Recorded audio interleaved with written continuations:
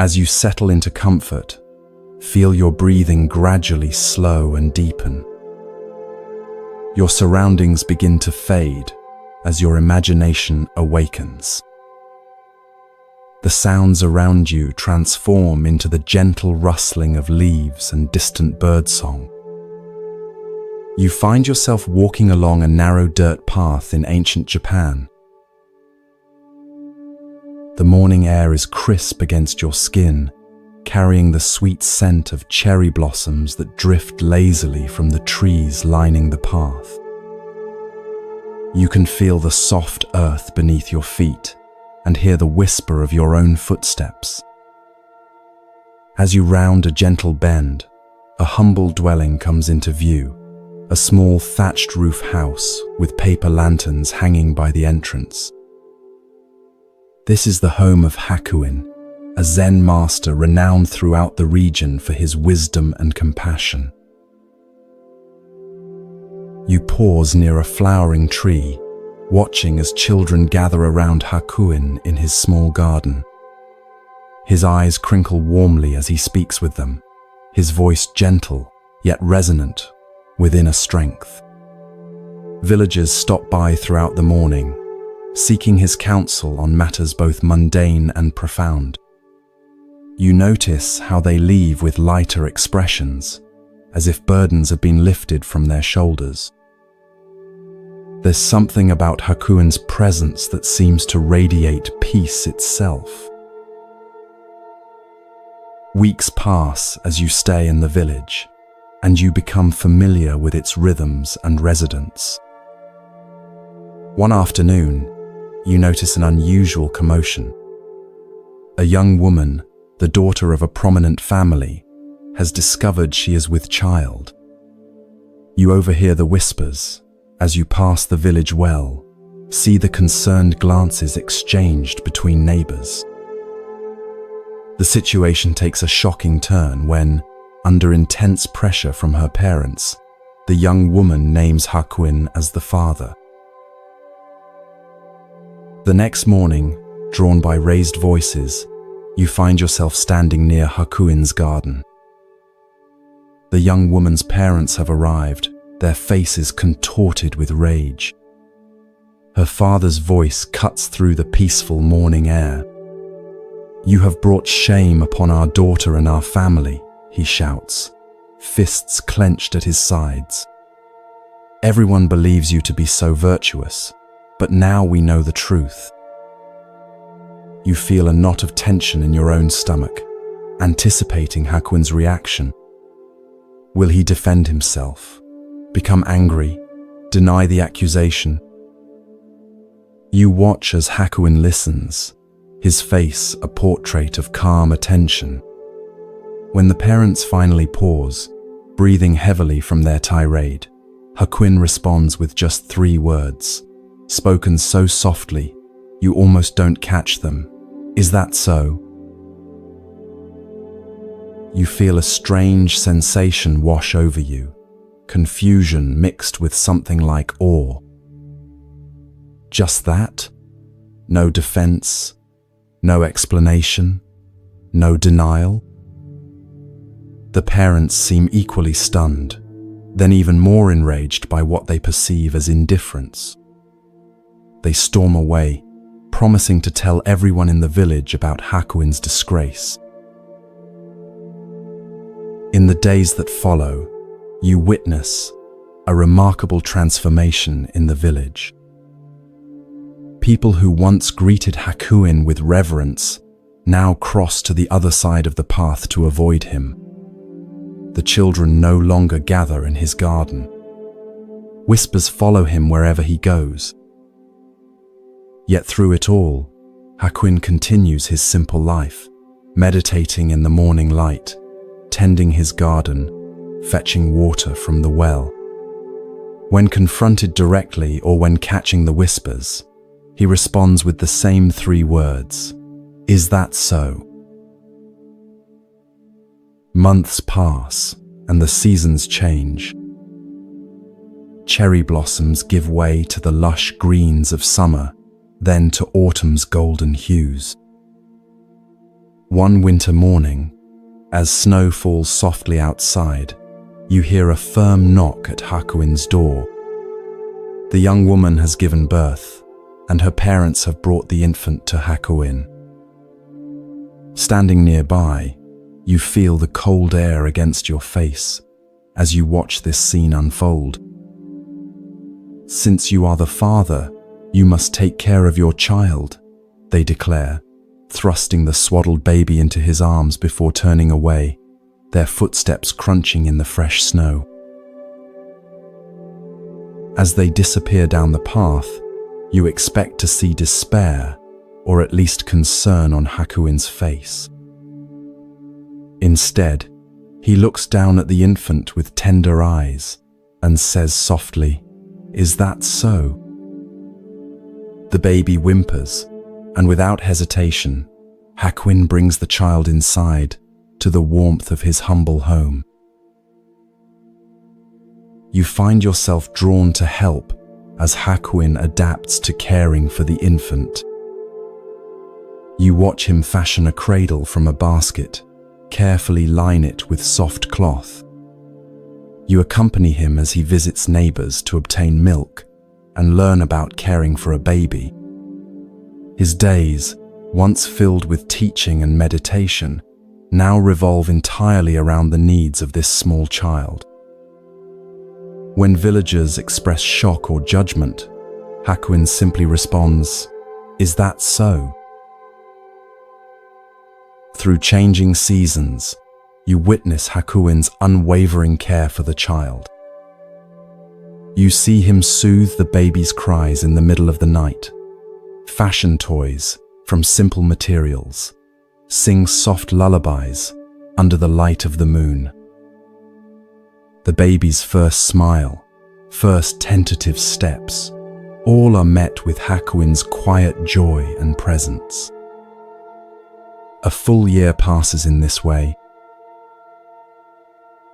Then one spring morning, as cherry blossoms again drift through the air, you notice the young woman and her parents approaching Hakuin's dwelling. Their faces are different now, drawn with shame rather than anger. You move closer, feeling your heart quicken with anticipation. The parents bow deeply before Hakuin, pressing their foreheads to the ground. "Master Hakuin," the father says, his voice breaking, "we have come to apologize and to tell you the truth. Our daughter has confessed that you are not the father of this child. The real father is a young man from the fish market. We are deeply ashamed of our accusations and the suffering we have caused you." The mother adds, "We have come to take the child back to our daughter, and we will tell everyone in the village the truth about your innocence." You watch Hakuin's face closely, searching for signs of resentment, relief, or vindication. You find none. With the same equanimity he has shown throughout this ordeal, Hakuin gently hands the child, whom he has cared for as his own for a full year, back to the grandparents.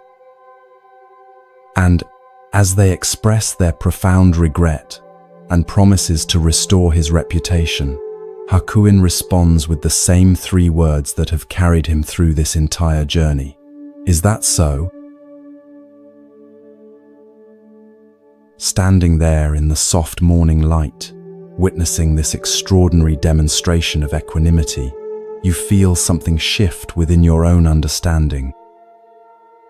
You begin to grasp the profound freedom that comes with Hakuin's response to life's circumstances, neither clinging to what is pleasant nor resisting what is difficult, but meeting each moment with open awareness. As you reflect on what you've witnessed, you realize that Hakuin's "Is that so?" was never indifference or resignation.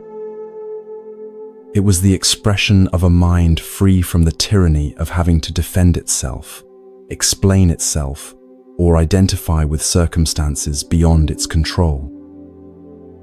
You recognize how differently you might have responded in his position, the energy you would have expended in defending your reputation, the resentment you might have harbored toward those who falsely accused you, the attachment you might have developed to a child you had cared for so deeply.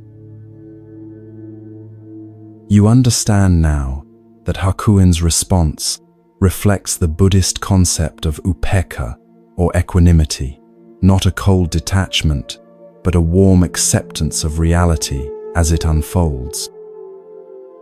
This is not about suppressing feelings, but finding a center of peace that remains steady, even as emotions rise and fall, like the depth of the ocean that remains calm, despite the waves on its surface. As you slowly return to your own reality, bring with you the question, where in your life might you respond with, "Is that so?" When someone criticizes you unfairly, when plans change unexpectedly, when circumstances seem unjust, can you meet these moments with Hakuin's equanimity?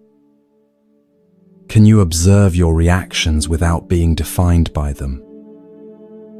Can you find that still point within that remains untouched by the ever-changing circumstances of your life? Hakuin's simple response offers a profound invitation to release our grip on how we think things should be and find freedom in accepting what is. Not as passive resignation, but as the foundation for clear, compassionate action in a world we cannot control. As you drift towards sleep, allow Hakuin's gentle wisdom to settle into your heart, creating space for this same equanimity to blossom in your own life.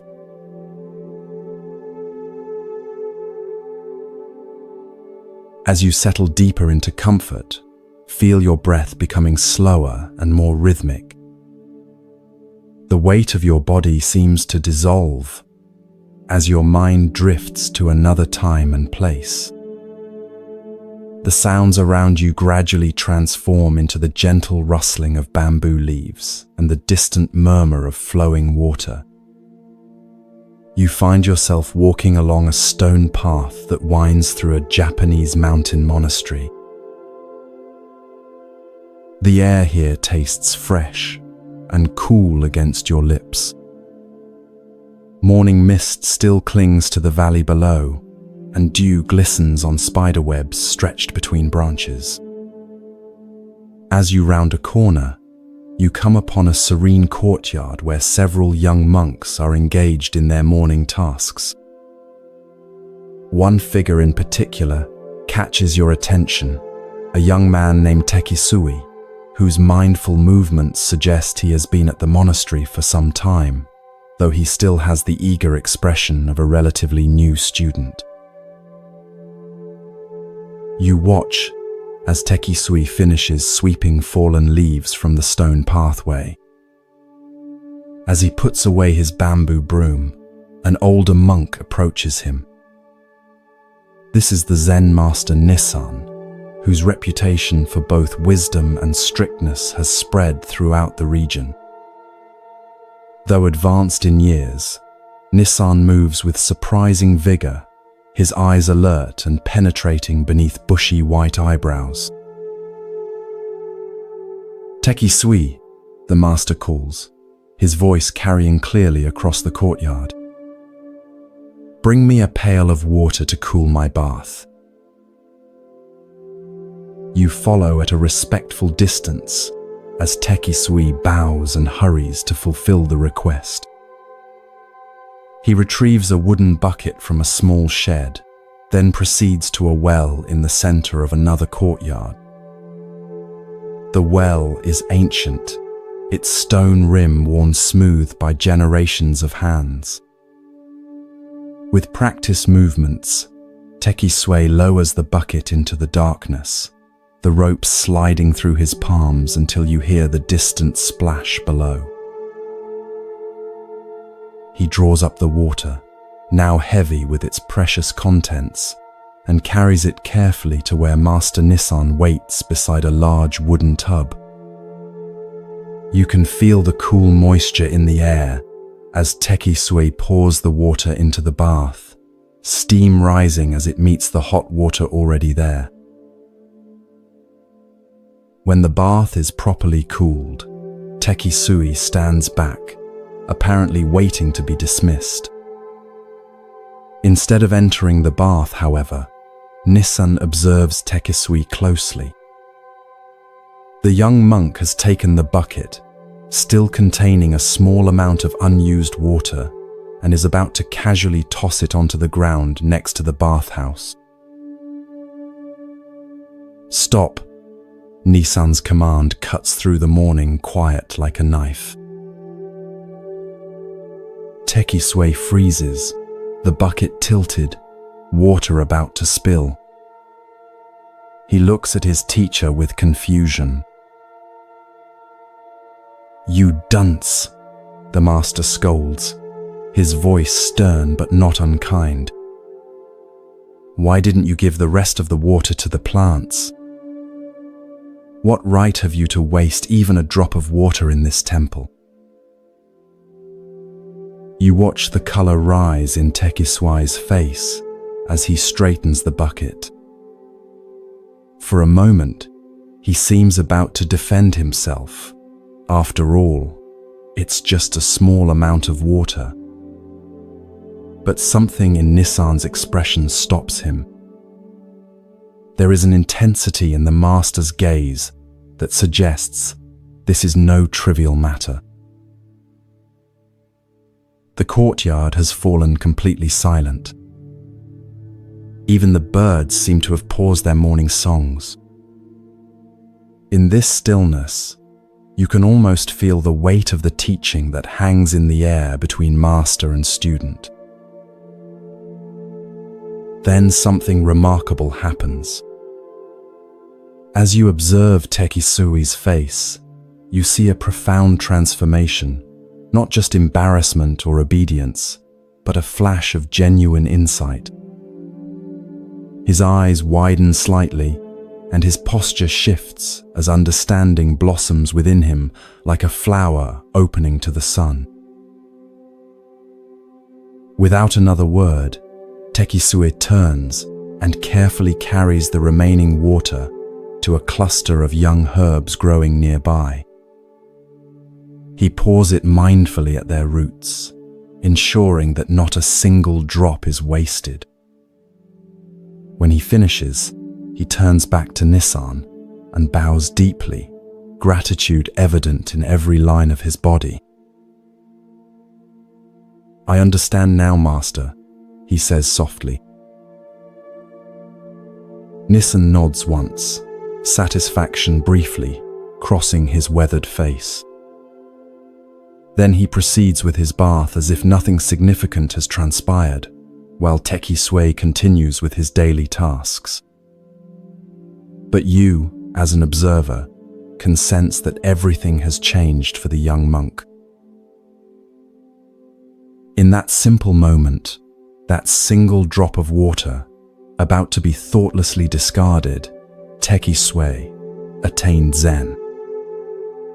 The story could end here, but you feel drawn to follow Tekisui through the rest of his day, curious about how this revelation will manifest. You notice immediately that something is different in how he moves through the monastery. As he helps prepare the midday meal, every grain of rice receives his full attention. When he washes the wooden bowls afterward, he uses precisely the amount of water needed, no more, no less. Even his footsteps seem more deliberate, as if he suddenly understands that each movement carries significance beyond its immediate purpose. Later, you overhear him speaking with another young monk, who asks why he has become so meticulous. Tekisui smiles and says, "Today, I learned that nothing is just a drop of water. In that drop is the entire universe. How we treat the smallest things reflects how we understand the largest things. Years later, when Tekisui becomes a teacher himself, he changes his name to Tekisui, which means a drop of water. The simple lesson by the bath becomes the foundation of his teaching, a reminder that in Zen, enlightenment often comes not through grand revelations, but through mindful attention to the most ordinary aspects of daily life. As you gradually return to your own reality, consider the drops of water in your own life, those seemingly insignificant resources, moments, or opportunities that you might be overlooking or discarding without thought. Perhaps it's the last few minutes before you fall asleep, the leftovers from a meal, a brief exchange with a stranger, or even the unconscious patterns of your breathing. Tekisui's story reminds us that mindfulness isn't about grand spiritual experiences, but about bringing full awareness to even the smallest actions. When we waste water, or food, time, energy, attention, we aren't just being careless with physical resources, we're revealing a fundamental misunderstanding about the interconnected nature of all things. Each drop of water comes from somewhere and goes somewhere. Nothing exists in isolation. Nothing is truly insignificant. In Zen practice, this awareness extends to every aspect of life. The way you wash your face in the morning, how you prepare a meal, the attention you bring to cleaning your home, all become opportunities for practice. All contain the entirety of the Buddhist path.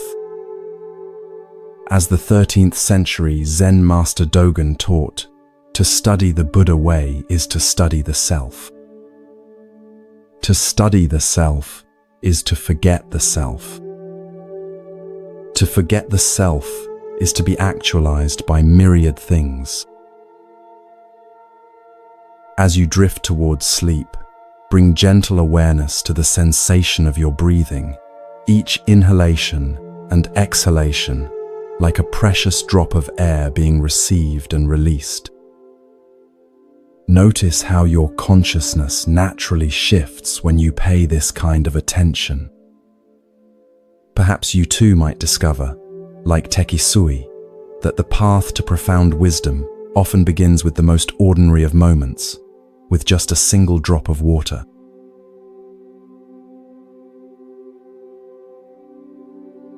As you sink deeper into comfort, feel your breathing become slow and rhythmic. The boundaries between your conscious mind and the realm of dreams begin to soften. The gentle darkness behind your closed eyelids transforms, revealing a scene from long ago in medieval Japan. You find yourself walking along a winding mountain path as the late afternoon sun filters through ancient cedar trees. The path leads to a small hermitage perched on a hillside overlooking a misty valley. This is the dwelling of Basue Tokusho, a renowned Zen master known throughout the region for his direct, penetrating teachings and his compassion for all seekers, regardless of their background or status. Unlike many teachers who remain cloistered in grand temples, Basue chose to live simply, making the wisdom of Zen accessible to farmers, merchants, and samurai alike. As you approach the hermitage, you notice Basue sitting on a weathered wooden platform outside his modest hut. His frame is thin but strong, like a wind-shaped pine. Though probably in his 60s, there is a timeless quality to his presence. His eyes, when they meet yours, are clear and penetrating, yet filled with warmth. Several disciples sit nearby, some preparing food, others copying sutras or tending to the small garden that provides vegetables for their simple meals. You observe as a messenger arrives, bowing respectfully, before presenting Baswe with a scroll. "Master," says the messenger, "I bring word from your disciple Iguchi. He has fallen gravely ill and believes he will not recover. He begs for your final teaching to guide him through his transition." Baswe receives the message with a thoughtful nod.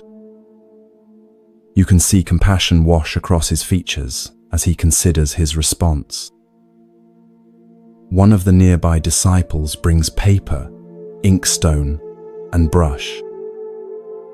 With deliberate movements, Baswe grinds the ink, his focus complete, as if this simple preparation is itself a teaching. When the ink reaches the perfect consistency, Baswe takes up his brush. You move closer, drawn by the intensity of his concentration. For a moment, he sits perfectly still, brush poised above the paper. Then, with fluid movements that reflect decades of spiritual practice, he begins to write. Though you stand just behind him, you cannot read the characters flowing from his brush. Yet something about the grace and certainty of his movements suggests that these are no ordinary words of comfort or religious platitude. There is a directness and immediacy to his writing that seems to cut through all barriers of time and distance, as if he is not merely sending a message but somehow sitting beside the dying man's bed, speaking truth directly into his ear. When Baswe finishes, he blows gently on the paper to dry the ink, then carefully rolls the scroll and seals it. As he hands it to the messenger, he says, "Travel swiftly. Iguchi's time is short." The messenger bows and departs immediately, leaving you wondering what final wisdom Baswe has shared with his dying disciple. You feel a strong desire to know what was written, sensing that it contains a teaching of profound importance. That night, as you sit in meditation with the community, Baswe addresses his disciples. "Today, I wrote to Iguchi, who stands at the threshold between this life and whatever lies beyond. You too should consider what I shared with him, for though you appear healthy now, none of us knows when we will face our final breath." With these words, Baswe reveals the essence of what he wrote. The essence of your mind is not born, so it will never die. It is not an existence which is perishable. It is not an emptiness, which is a mere void. It has neither color nor form. It enjoys no pleasures and suffers no pains. "I know you are very ill," he continues, his voice gentle yet unwavering. "Like a good Zen student, you are facing that sickness squarely. You may not know exactly who is suffering, but question yourself, what is the essence of this mind? Think only of this. You will need no more. Covet nothing. Your end, which is endless, is as a snowflake dissolving in the pure air." A profound stillness settles over the room as these words hang in the air. You feel their impact, not just intellectually, but physically, a subtle shift in the quality of your presence, as if some habitual tension has momentarily released. Though you may not fully grasp the ultimate meaning of Baswe's teaching, you sense its power to transform fear into peace, contraction into openness. Later, you learn that when the messenger arrived at Iguchi's bedside and read Basui's letter, the dying man's face transformed. The lines of pain and anxiety softened, replaced by a subtle smile of recognition. He died that night, his body relaxed, his breathing calm until the very end. Those present reported that the room itself seemed filled with a quiet radiance that remained even after his final breath. As the days pass, and you continue your stay near Basui's hermitage, you find yourself returning again and again to the words of his letter. The essence of your mind is not born, so it will never die. What is this essence that precedes birth and transcends death? What is this awareness that is neither existence nor emptiness, that has no form yet clearly is? You notice how our ordinary thinking about life and death assumes a solid self that comes into existence at birth and ceases to exist at death. We imagine ourselves as separate entities, navigating through time and space, accumulating experiences, possessions, relationships, and identities, all of which we fear losing when death comes. But Baswe points to something more fundamental than this constructed self, the pure awareness that witnesses all experience yet is itself unchanged by what it witnesses. This awareness has no beginning or end. It is not a thing that can be born or die. It has no form or color, feels no pleasure or pain. Yet it is not nothing, not mere emptiness or void. It is the luminous cognizance that knows all forms while remaining formless itself. When Basui instructs his dying disciple to ask, "What is the essence of this mind?" he is not suggesting an intellectual investigation, but a direct turning of awareness back upon itself. This simple yet profound inquiry has the power to cut through all our complex narratives about who we are and what happens when we die. It points us toward the deathless nature of our most essential being. Your end, which is endless, is as a snowflake dissolving in the pure air. This beautiful metaphor reveals how death, properly understood, is not annihilation but transformation. The snowflake doesn't cease to exist when it melts. It returns to the water cycle from which it temporarily emerged. Its essence, water, remains, though its temporary form dissolves. Similarly, our individual consciousness, like a wave on the ocean, returns to the vast awareness from which it arose. Baswe's teaching offers profound comfort, not through false promises of eternal heavens or threats of punishment, but through direct pointing to the nature of mind itself. He doesn't ask his disciple to believe anything on faith, but invites him to investigate his own experience in the most intimate way possible. Think only of this. You will need no more. Covet nothing. As you gradually return to your present reality, consider how this teaching might transform your own relationship with impermanence. We all face moments of ending, not just the final ending of death, but countless small endings throughout our lives.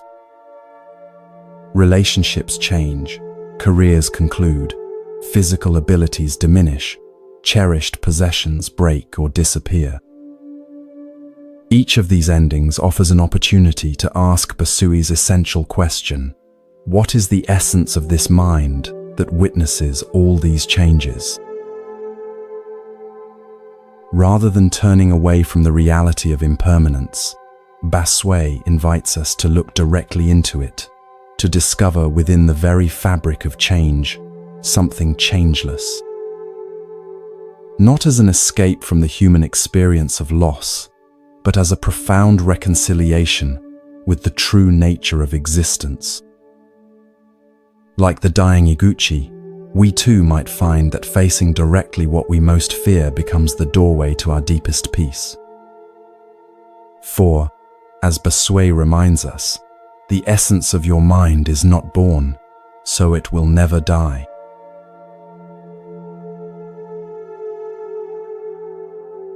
As your body settles more deeply into relaxation, feel your awareness expanding.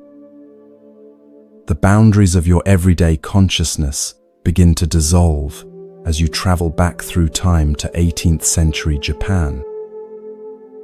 The rustling of leaves and the distant song of birds fills your ears as you find yourself walking along a narrow path that winds through a lush forest.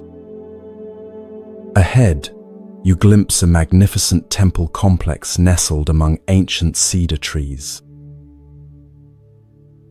This is a renowned Shingon Buddhist temple, where scholars and monks gather to study sacred texts and engage in philosophical discourse. As you approach, you notice the elegant curves of the temple roof against the sky and hear the sonorous tones of a ritual bell. The atmosphere is charged with spiritual energy and intellectual vigor. You are drawn to a large hall where a crowd has gathered. Inside, seated on an elevated platform, is a monk in immaculate robes. This is Jun, a Shingon master known throughout Japan not only for his spiritual insight, but for his extraordinary scholarship. Fluent in Sanskrit, Chinese, and several other languages, he is revered as one of the most brilliant minds of his generation. Jun's voice carries clearly through the hall as he delivers a complex lecture on Buddhist philosophy, weaving together strands of thought from various traditions with impressive erudition. The assembled students, mostly monks and a few scholarly lay people, listen with rapt attention, occasionally nodding in appreciation of a particularly insightful point. You notice how they lean forward when he speaks, as if physically drawn to the knowledge he offers. After the lecture concludes, the students bow deeply and begin to disperse. You follow Jun as he returns to his private quarters, a simple room despite his elevated status. As he settles at his desk to review some ancient texts, a temple attendant appears at the door. "Master Jun," the attendant says with a bow, "a letter has arrived for you." He presents a simple scroll sealed with wax. Jun takes the scroll and carefully breaks the seal. As he reads, a subtle change comes over his face, a softening around the eyes, a slight smile playing at the corners of his mouth. You sense that this is no ordinary correspondence. "It is from my mother," he says quietly, almost to himself. Though he is now in his 50s, a respected master with hundreds of disciples, there is something childlike in his expression as he holds the letter.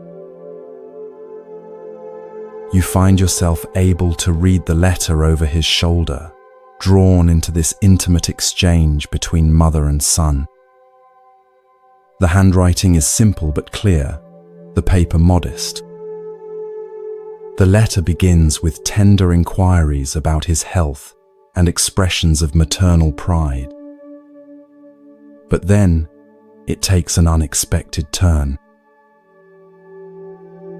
Son, I do not think you became a devotee of the Buddha because you desired to turn into a walking dictionary for others, she writes. There is no end to information and commentary, to glory and honor. Jiun's expression grows more serious as he continues reading. I wish you would stop this lecture business. Shut yourself up in a little temple in a remote part of the mountain. Devote your time to meditation and in this way, attain true realization. The words, though gently delivered, carry the impact of a thunderclap. You can almost feel Jiun's shock as he reads his mother's frank assessment, not as a rebuke from a superior or challenge from a rival scholar, but as the straightforward counsel of someone who loves him deeply and sees him clearly. Jiun reads the letter again, slowly, his fingers tracing his mother's characters. His expression shifts from surprise to thoughtful reflection. He places the letter carefully on his desk and sits in silence for a long while, his brilliant mind now turned toward a different kind of contemplation. Over the following days, you observe a subtle transformation in Jiun. He continues his scholarly duties, but there is a new quality to his presence, a questioning, a seeking that goes beyond intellectual understanding. Often, you find him pausing in the midst of his work, his mother's letter in hand, rereading her simple yet profound counsel.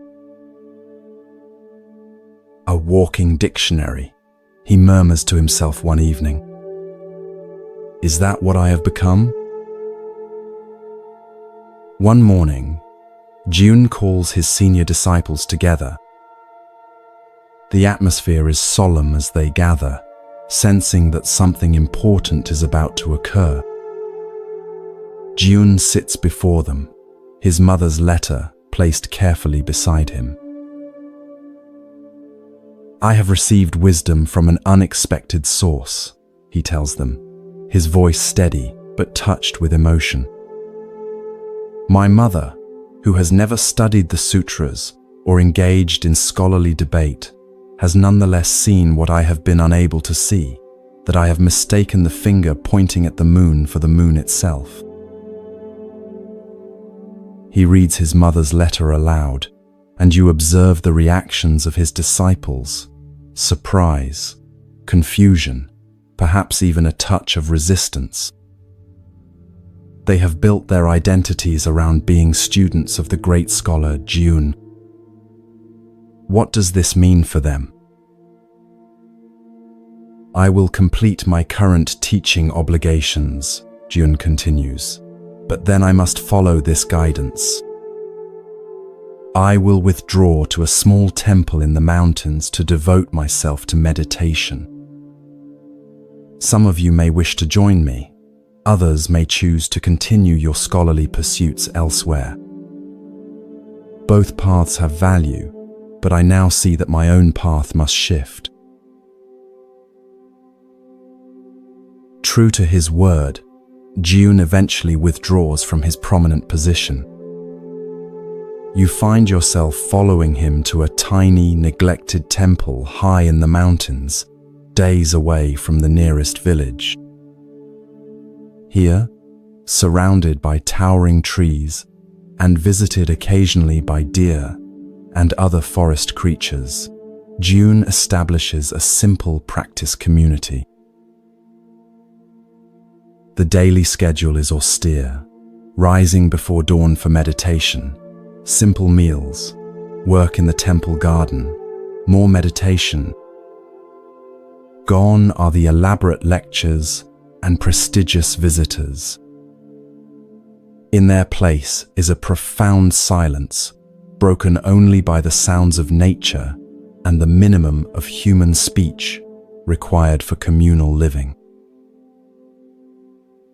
One evening, as sunset bathes the mountains in golden light, you find June sitting on a stone overlooking the valley below. His face, once animated primarily by intellectual excitement, now reflects a different quality, a stillness, a presence that seems to extend beyond his physical form. The transformation is subtle but unmistakable. A young monk approaches hesitantly. "Master," he asks, "do you ever miss your life of scholarship and recognition?" June smiles, his eyes reflecting the golden light.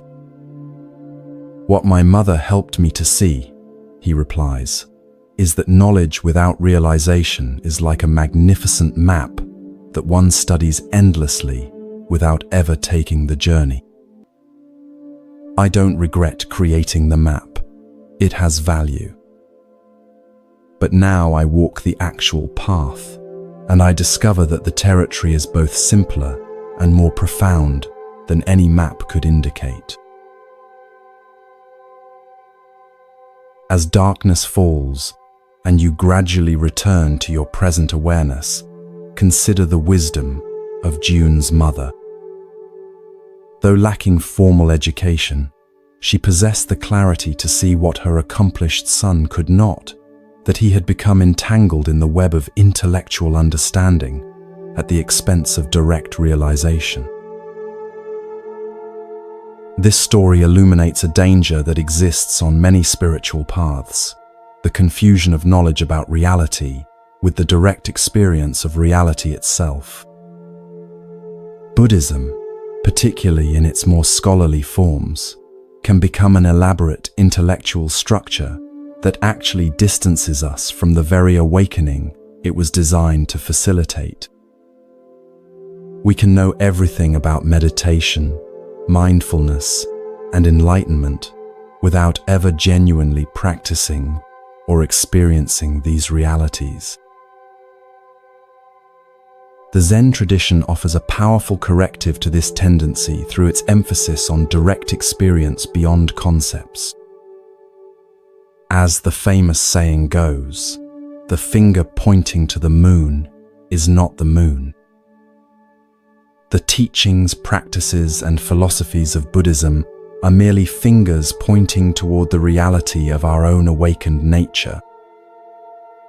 If we fixate on the finger, becoming walking dictionaries of spiritual information, we miss the luminous reality to which it points. Notice how June's mother didn't criticize his scholarly work as worthless. Rather, she reminded him of his original motivation, not to accumulate knowledge or recognition, but to realize the truth of Buddha's teaching in his own experience. Her advice came not from a place of judgment, but from love and a simple wisdom that could see beyond the impressiveness of her son's accomplishments to what was missing in his development. As you drift towards sleep, consider where in your own life you might be mistaking information for transformation. Perhaps you've read many books on mindfulness or meditation but rarely find time to practice. Maybe you can explain complex spiritual concepts to others, but haven't allowed these truths to penetrate your own heart. Or perhaps, like June, you've become so identified with your knowledge that you've lost touch with the simple, direct experience of being itself. Let June's mother whisper to you as she did to her son, there is no end to information and commentary, to glory and honor. True peace, true awakening, comes not from what we know, but from how deeply we have allowed ourselves to be transformed by that knowing. Sometimes the wisest voice is not the most educated or celebrated, but the one that speaks from simple clarity and compassionate truth. Sometimes that voice comes from within us, if only we would create enough silence to hear it.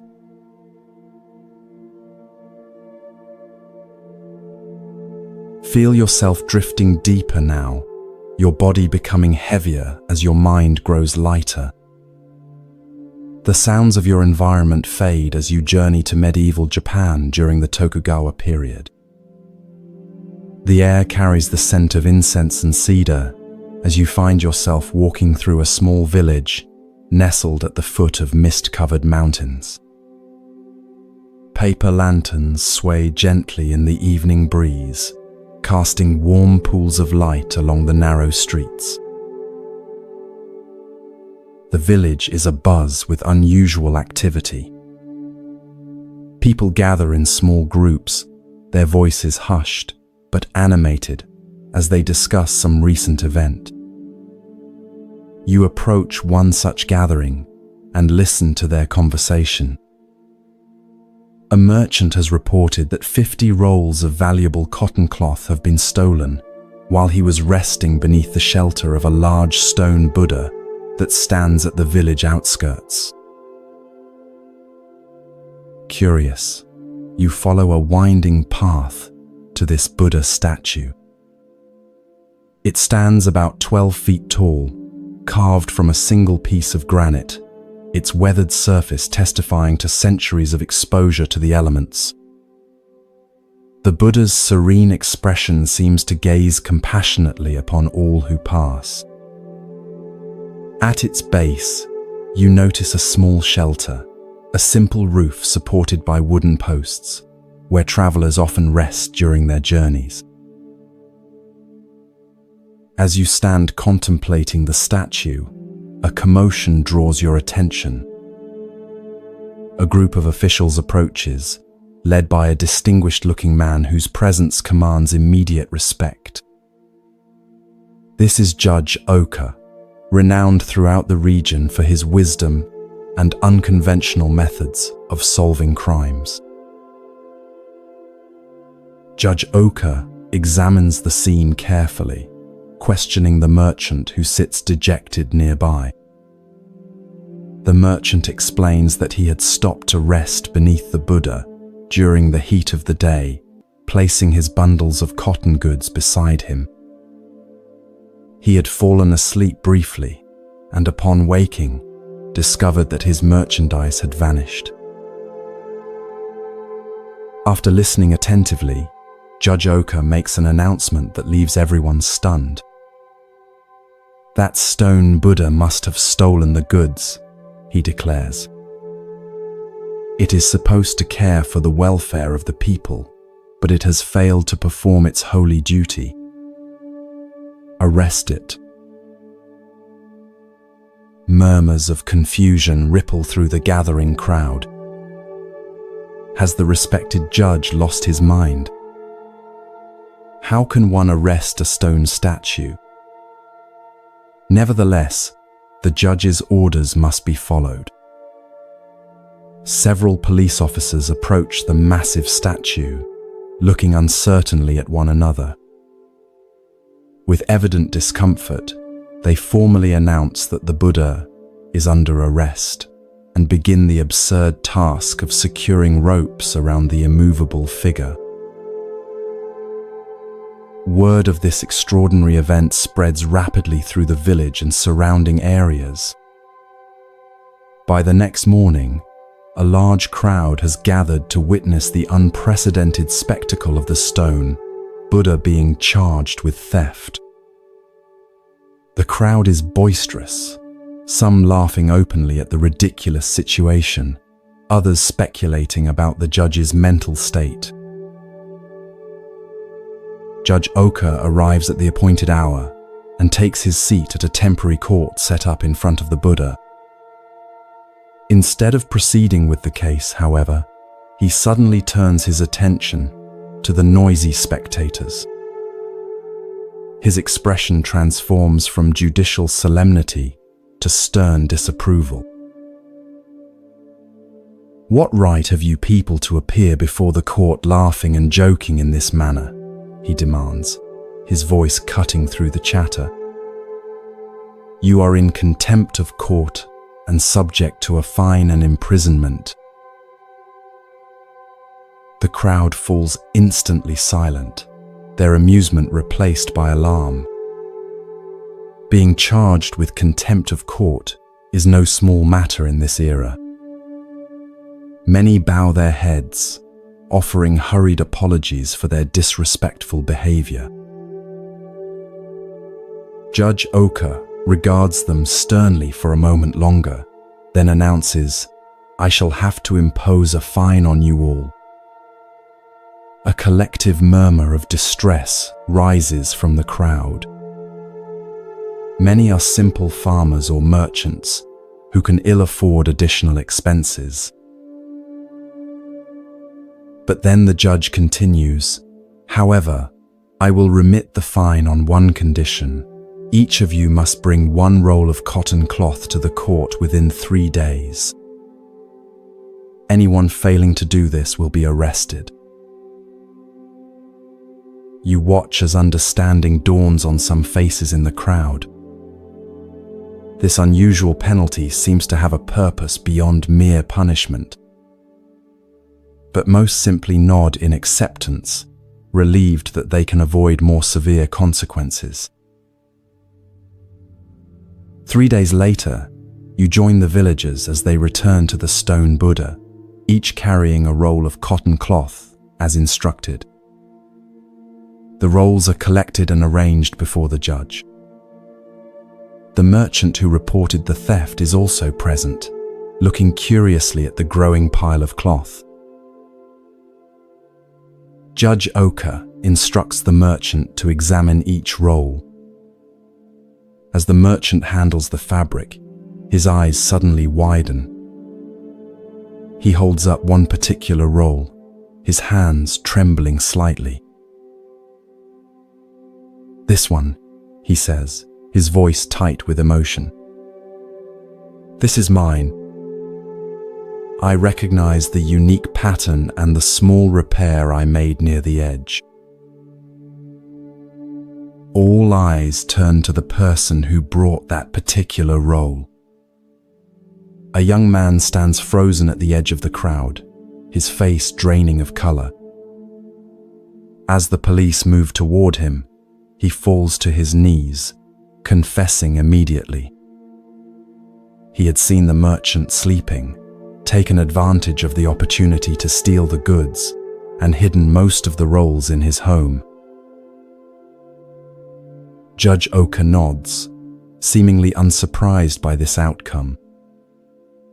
He orders the thief into custody and ensures that all 50 rolls of the merchant's cloth are recovered and returned. Then, with a gesture that surprises everyone, he instructs that the remaining rolls of cloth, those brought by innocent villagers to satisfy their fine, be returned to their owners. As the crowd disperses, you linger, watching Judge Oka as he approaches the stone Buddha. He looks up at the statue's serene face and offers a small bow, as if acknowledging a silent partnership.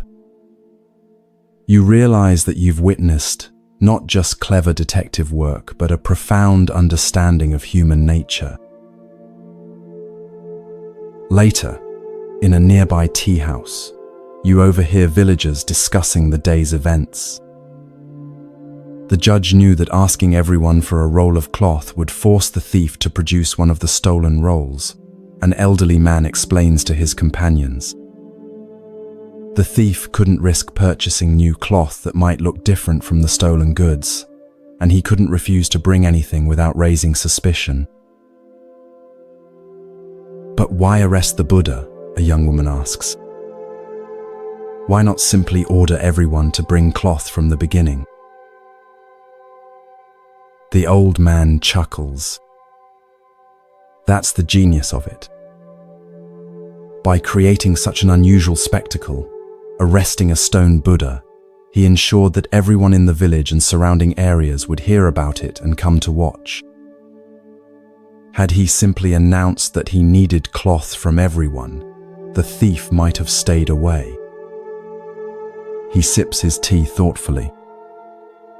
And by charging the crowd with contempt, he created a reason to demand the cloth that seemed unrelated to the theft itself. The judge understood not just law, adds another villager, but also human nature. He knew how to use our curiosity, our desire to witness something extraordinary, even our tendency to make light of unusual situations, all to serve justice. As you reflect on what you've witnessed, you recognize the deeper wisdom in Judge Oka's unconventional approach. Rather than relying on force or threats to discover the thief, methods that might or might not have succeeded, he created conditions where the truth would naturally reveal itself. Like a skilled Zen master, he understood that direct confrontation often creates resistance, while indirect methods can lead to revelation. The judge also demonstrated a principle central to Zen practice, that apparent absurdity can sometimes be the most direct path to truth. The notion of arresting a stone Buddha was, on its face, ridiculous. Yet this very absurdity created the perfect conditions for truth to emerge. Similarly, many Zen koans appear nonsensical on the surface, but are designed to break through our habitual patterns of thinking to reveal deeper insights. Perhaps most importantly, Judge Oka's method embodied compassion alongside justice. Rather than subjecting the entire village to house searches or aggressive interrogations, he created a situation where only the guilty party would be revealed. The innocent were briefly inconvenienced, but ultimately unharmed. Even the thief was given the opportunity to surrender the stolen goods and face the consequences of his actions in a relatively dignified manner. As you drift deeper towards sleep, consider where in your own life you might apply Judge Oka's wisdom. Where might indirect approaches be more effective than direct confrontation? How might apparent absurdity or playfulness create openings where seriousness creates walls? And how might you reveal truth without unnecessary harm to others? Like the stone Buddha with its enigmatic smile, sometimes the most profound wisdom appears in unexpected forms. The path to truth, like the path to justice, is rarely a straight line. It requires creativity, patience, and a deep understanding of human nature, qualities that Judge Oka possessed in abundance and that lie within you as well.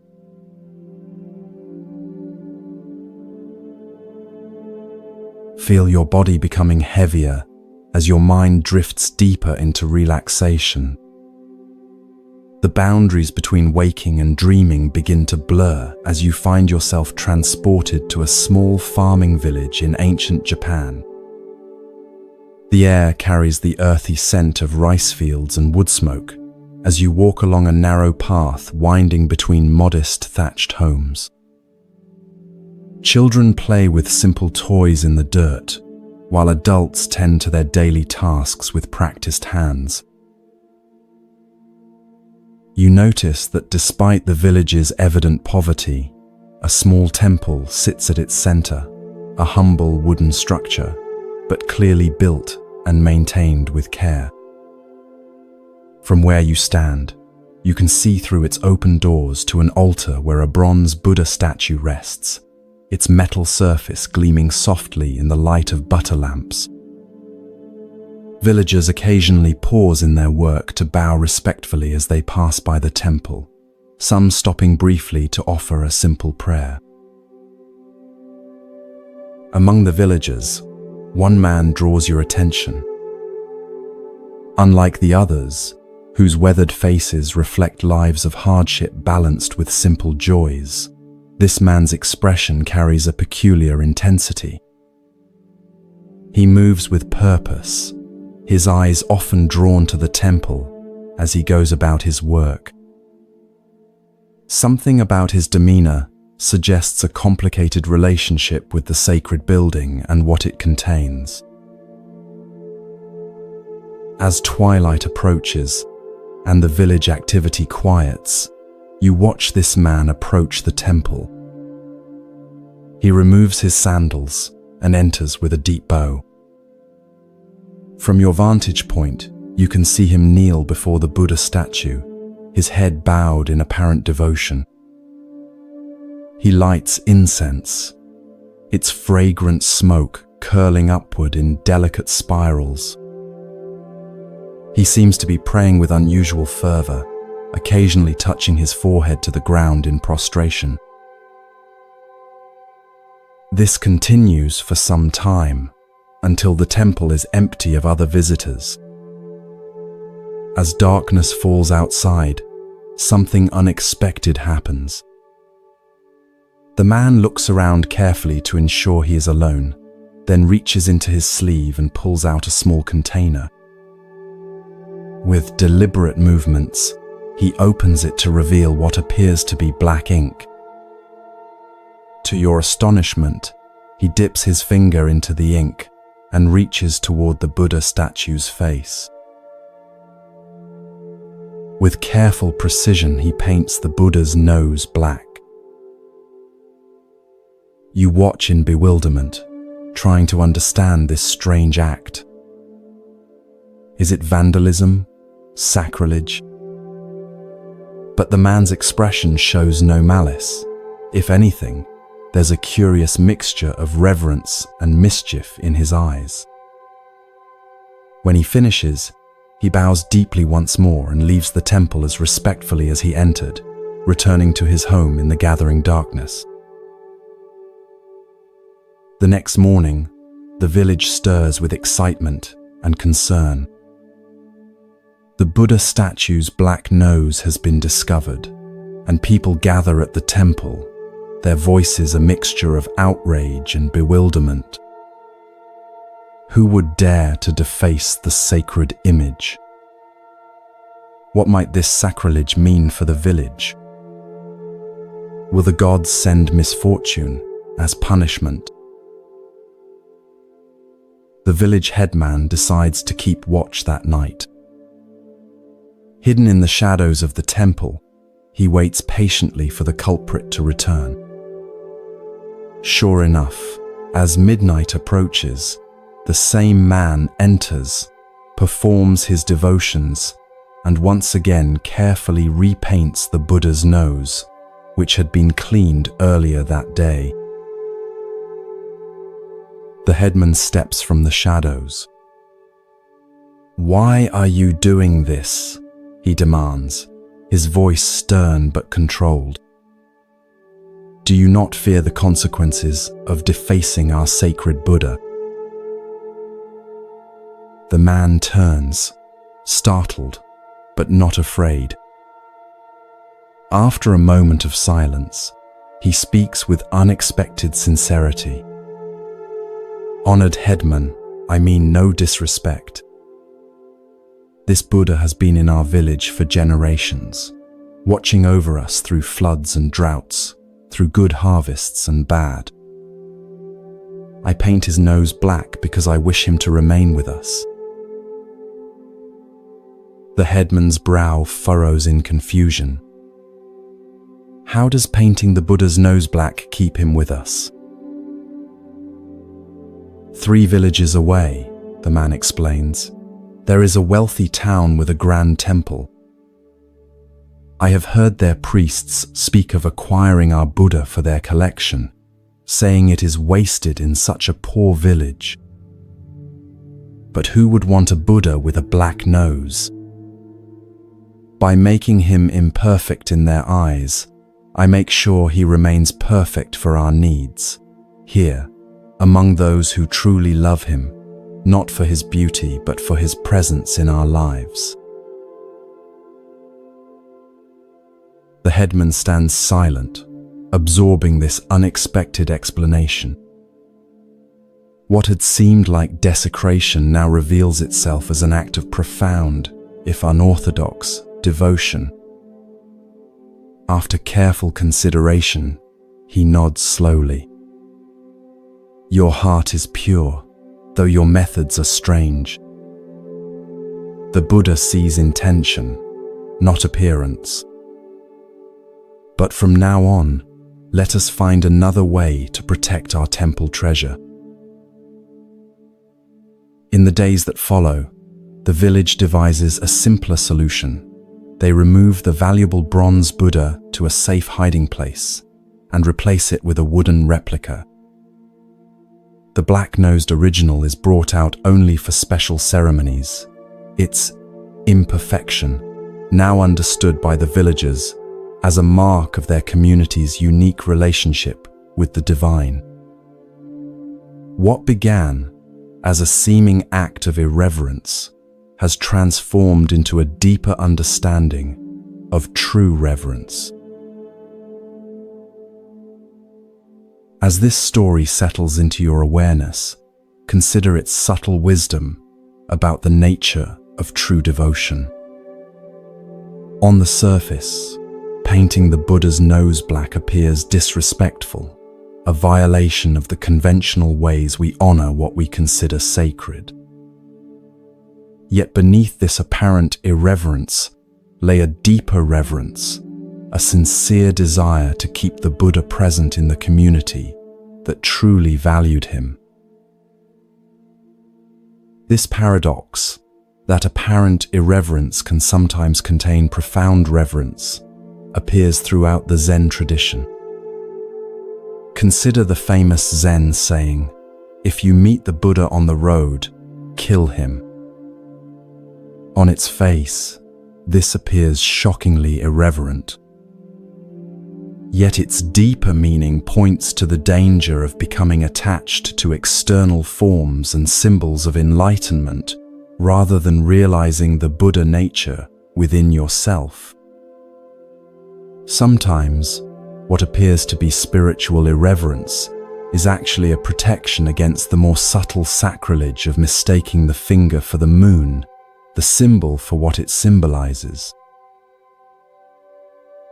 The villager with his pot of black ink understood something that the wealthier temple with its collection of perfect statues did not, that the value of the Buddha image lay not in its artistic perfection or material worth, but in its living presence within a community of sincere practitioners. By making the statue imperfect, in conventional terms, he preserved its perfect function, to serve as a focus for genuine devotion. In your own spiritual practice, notice where you might be confusing outer perfection with inner sincerity. Perhaps you've been hesitant to meditate because you can't sit in perfect posture for extended periods. Maybe you've avoided certain practices because you can't perform them exactly as prescribed. Or perhaps you've judged your practice as inadequate because it doesn't match some idealized image of what spirituality should look like. The black-nosed Buddha reminds us that true reverence often lies in the sincerity of our intention rather than the perfection of our form. Sometimes, what appears as an imperfection from one perspective is precisely what makes something perfect for its true purpose. The crack in the temple bell that gives its ring a distinctive tone, the worn prayer beads that carry the devotion of generations in their smooth surfaces, the simple home altar that may not impress visitors but holds genuine meaning for the family. These imperfections can be the very markers of authentic spiritual life. As you drift deeper towards sleep, consider what black-nosed Buddhas might exist in your own life, those apparently imperfect elements that actually serve a perfect purpose. Can you, like the village headman, shift your perspective to see the deep reverence that might lie within apparent irreverence? Can you recognize how what seems flawed from one perspective might be precisely what makes something valuable from another? Perhaps the greatest wisdom of the black-nosed Buddha is the reminder that the sacred doesn't need our protection nearly as much as it needs our sincere connection. The divine, in whatever form we understand it, is not diminished by a bit of black ink, but it might well be diminished by spiritual practices performed perfectly yet without heart.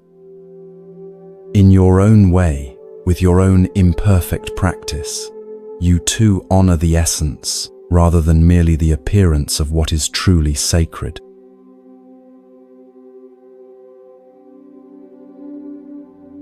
Allow your body to release any remaining tension as you sink deeper into comfortable relaxation. The boundaries of time and space begin to dissolve as you find yourself transported to ancient India over 500 years ago. The air is warm and fragrant with the scent of tropical flowers as you approach a serene hillside known as Vulture Peak. The setting sun bathes everything in golden light, casting long shadows across the lush landscape. You notice a large gathering on the hillside, hundreds of monks in simple robes seated in concentric semicircles. Their faces reflect attentive anticipation as they wait in perfect stillness. At the center of this human lotus flower sits Gautama Buddha himself, his presence radiating both profound peace and alert awareness.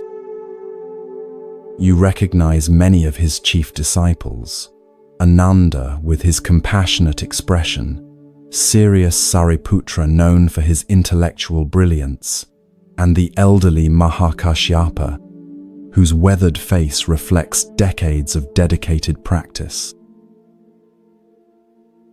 This appears to be no ordinary assembly.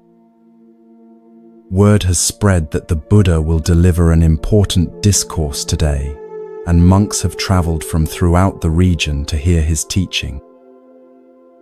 As you find a place among them, you sense the collective anticipation, a shared expectancy that wisdom of particular significance will soon be revealed. The Buddha sits in perfect meditation posture, his eyes gently open, his hands resting in his lap. The assembly waits in respectful silence. Minutes pass. The silence deepens. You notice how the quality of the silence itself seems to shift from expectant to questioning to, finally, a spacious receptivity that transcends the need for words. Without speaking, the Buddha slowly raises his right hand. Between his fingers, he holds a single white lotus flower, freshly picked and still glistening with morning dew. He makes no gesture with it, offers no explanation. He simply holds it up before the assembly, his gaze moving slowly across the gathered disciples. The monks appear confused. They exchange questioning glances. Is this a new teaching method? Is there symbolic significance to the flower that they should understand? Is the Buddha waiting for a particular question before beginning his discourse? A subtle restlessness ripples through the assembly as the silent moments extend into minutes. Throughout the gathering, only one response emerges that differs from the general confusion. Mahakashyapa, seated near the front, looks at the Buddha and the flower, and his face breaks into a gentle smile.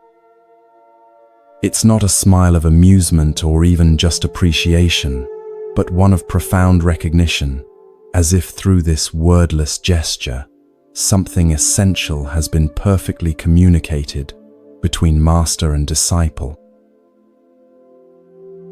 The Buddha's eyes meet Mahakashyap's, and his own face mirrors the smile.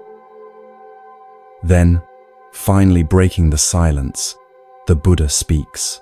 I possess the true Dharma I, the marvelous mind of nirvana, the true form of the formless, the subtle Dharma gate that does not rest on words or letters, but is a special transmission outside of the scriptures.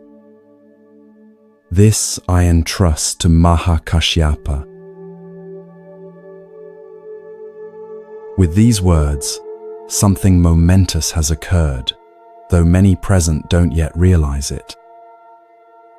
In this seemingly simple exchange, the Buddha has transmitted the essence of Zen, acknowledging Mahakashyapa as the first patriarch of what will eventually become the Zen lineage.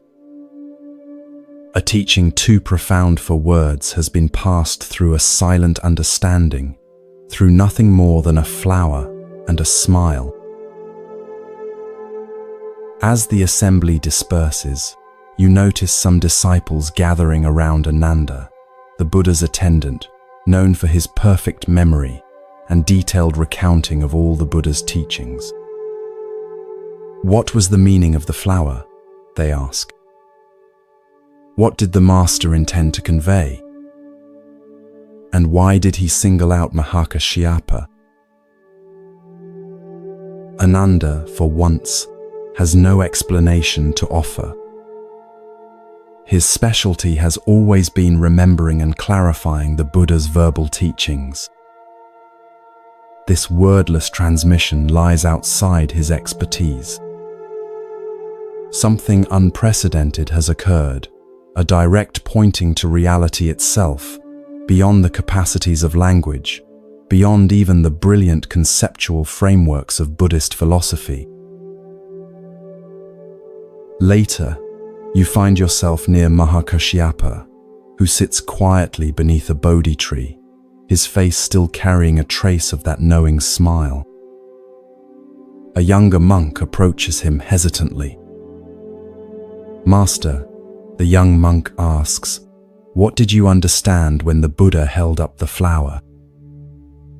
What insight caused you to smile? Mahakashyapa looks at the young monk with kind eyes. Instead of answering directly, he points to a bird singing in a nearby tree. For a moment, they both listen to its clear, simple notes, piercing the evening air. Then Mahakashyapa asks, "Do you hear that?" "Yes, of course," replies the monk, clearly waiting for the explanation that will follow this seemingly irrelevant question. "That is your answer," says Mahakashyapa. The young monk's face registers confusion, then frustration. He begins to frame another question, but Mahakashyapa gently places his hand on the young monk's shoulder and smiles again, the same smile that had answered the Buddha's flower. In that moment, something shifts in the young monk's expression. Perhaps he hasn't fully understood, but he has glimpsed that what Mahakashyapa is pointing to lies beyond the realm of explanations. This simple yet profound story marks what many consider the birth of Zen Buddhism. In this flower sermon, as it came to be known, we witness the emergence of a tradition that would place special emphasis on direct transmission of wisdom beyond words and concepts. While other Buddhist schools developed elaborate philosophical systems and extensive commentaries on the sutras, Zen would maintain this focus on immediate, wordless insight, the direct perception of reality unmediated by conceptual thought. What was it that Mahakashyapa understood when he saw the Buddha's flower? What caused him to smile while others sat in confusion? The story itself refuses to explain, and this refusal is integral to its teaching. If Mahakashyapa's realization could be captured in words, the Buddha would simply have spoken those words rather than holding up the flower. The very point of the gesture was to indicate something that transcends verbal expression. Yet we might approach an understanding through what Zen would later call direct pointing. Perhaps Mahakashyapa saw not just a flower but flower nature in its completeness, the entire universe expressing itself as this particular flower in this particular moment.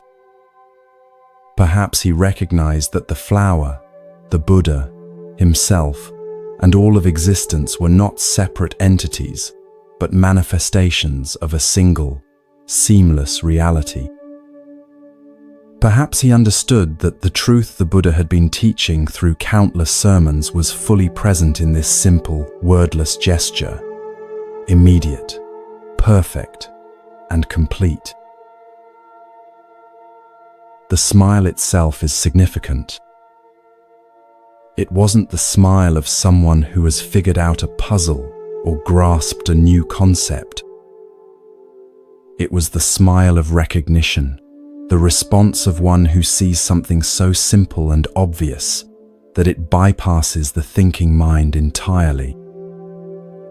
It's the smile that might arise when you suddenly recognize an old friend in a crowd, or when you awaken from a confusing dream to the clarity of ordinary reality.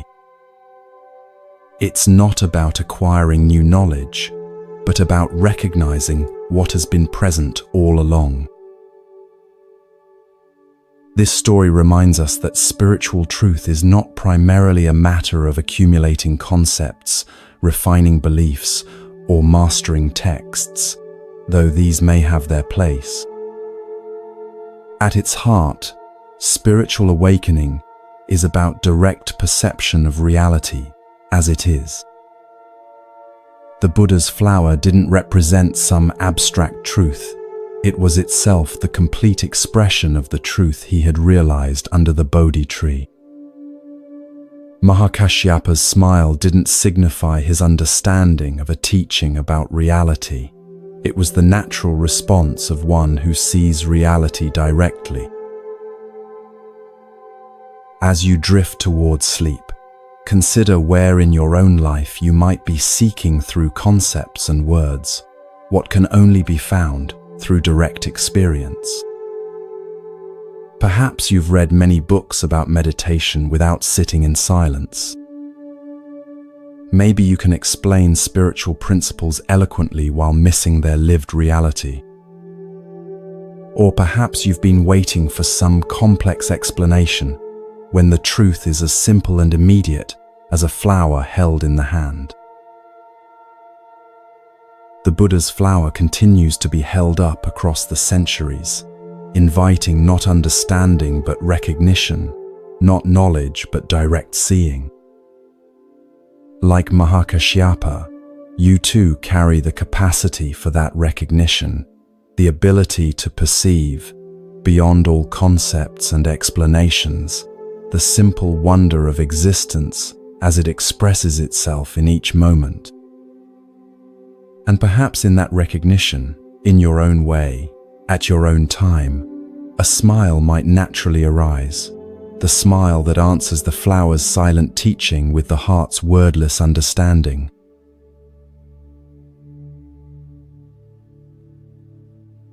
Feel yourself sinking deeper into peaceful relaxation, your body becoming heavier as your mind grows lighter. The gentle darkness behind your closed eyelids transforms into a scene from late 19th century Japan during the Meiji era, a time of rapid modernization when Western influences were dramatically changing the country's ancient ways.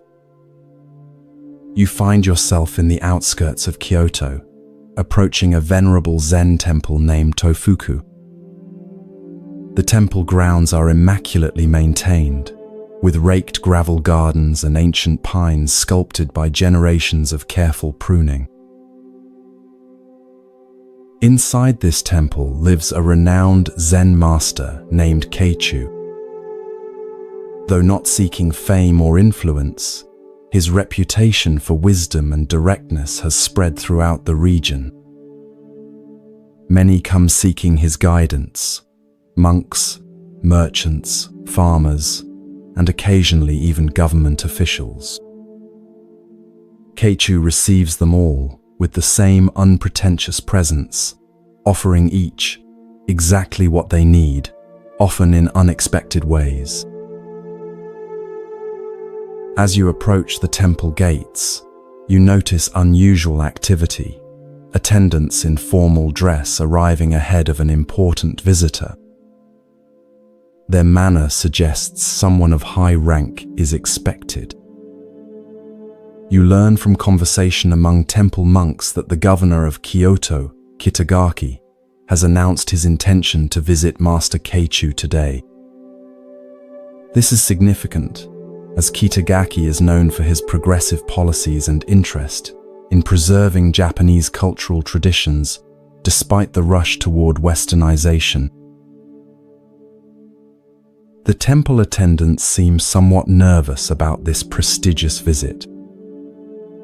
They bustle about, ensuring everything is in perfect order.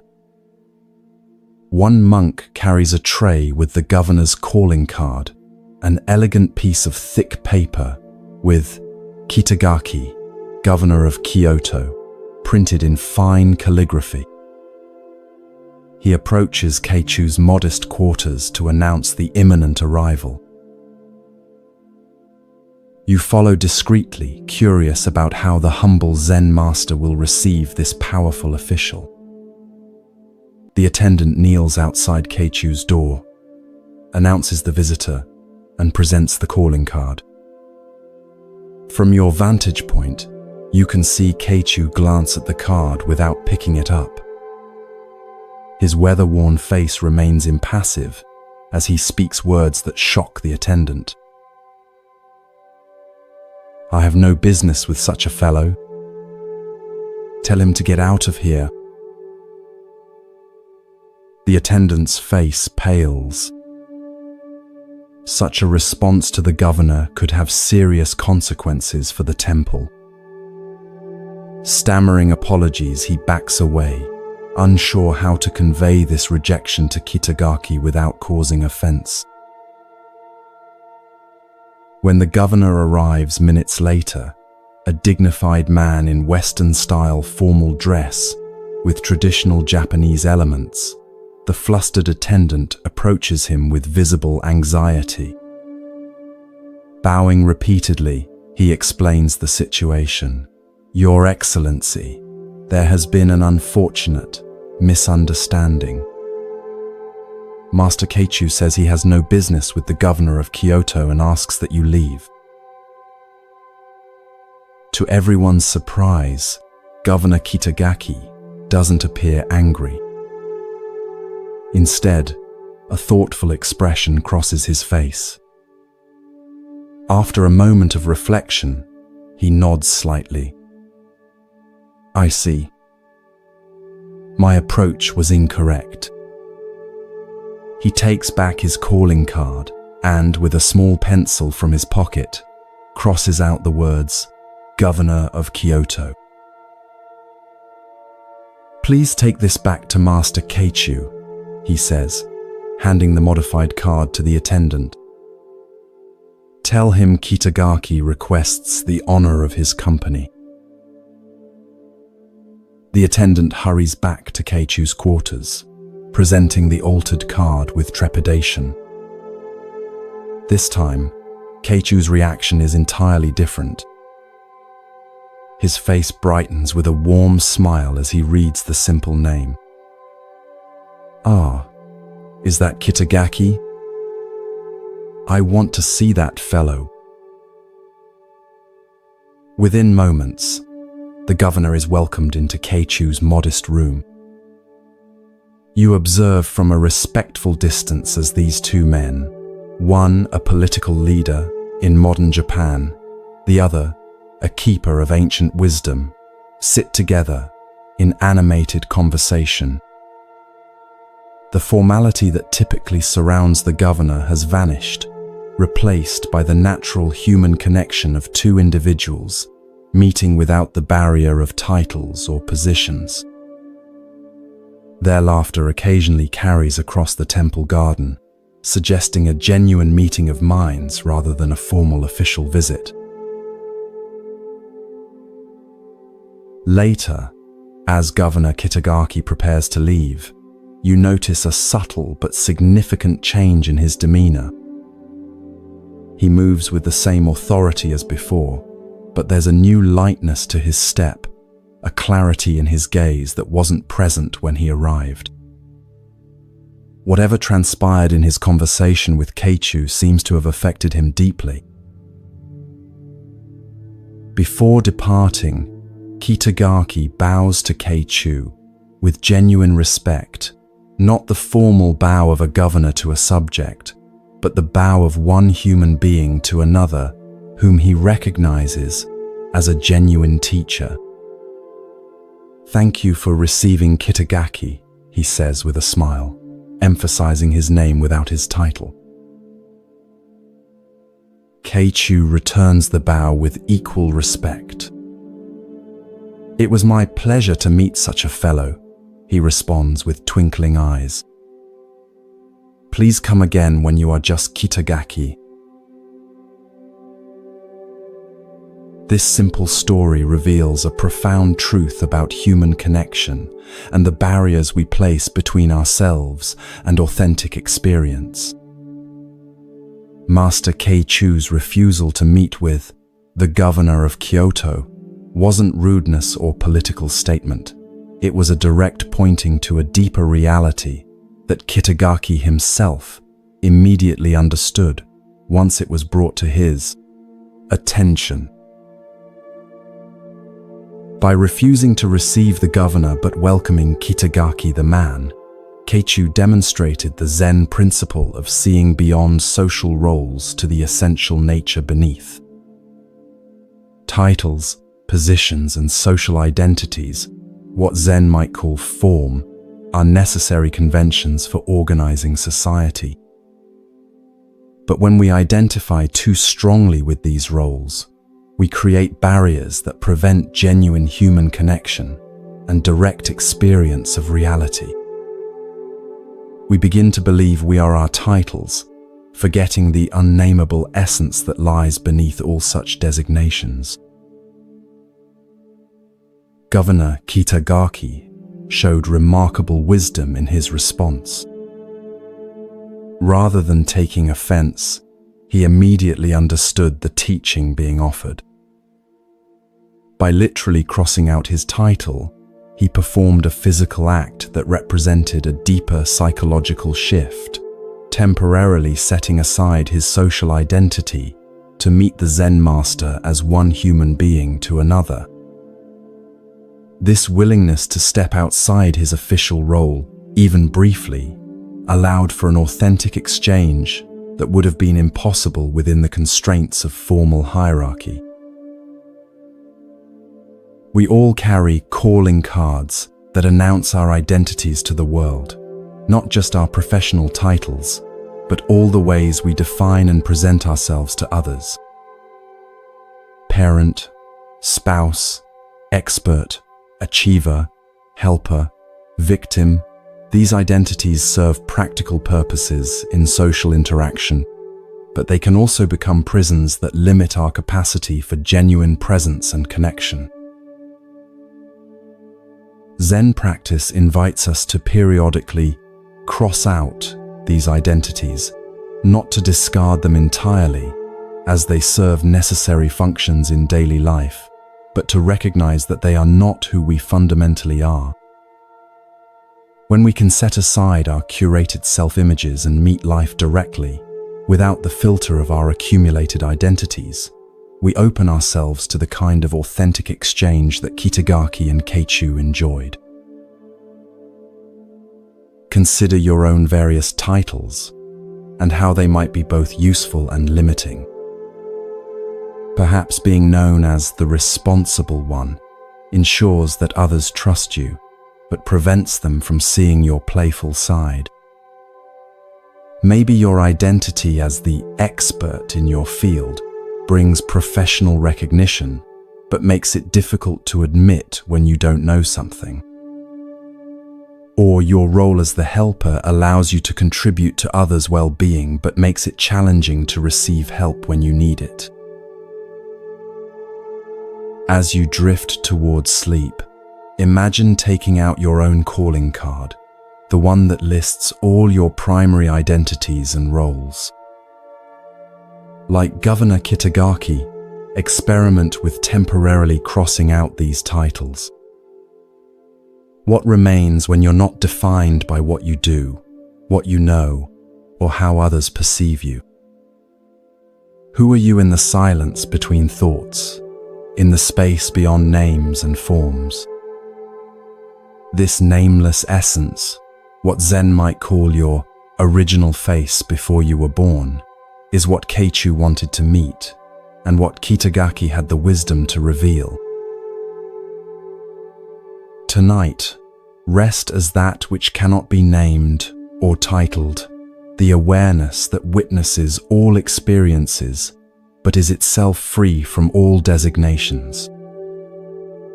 Like Kitagaki setting aside his governorship to meet the Zen master directly, allow yourself to set aside your accumulated identities and rest in the simple, unadorned presence that is your most fundamental nature.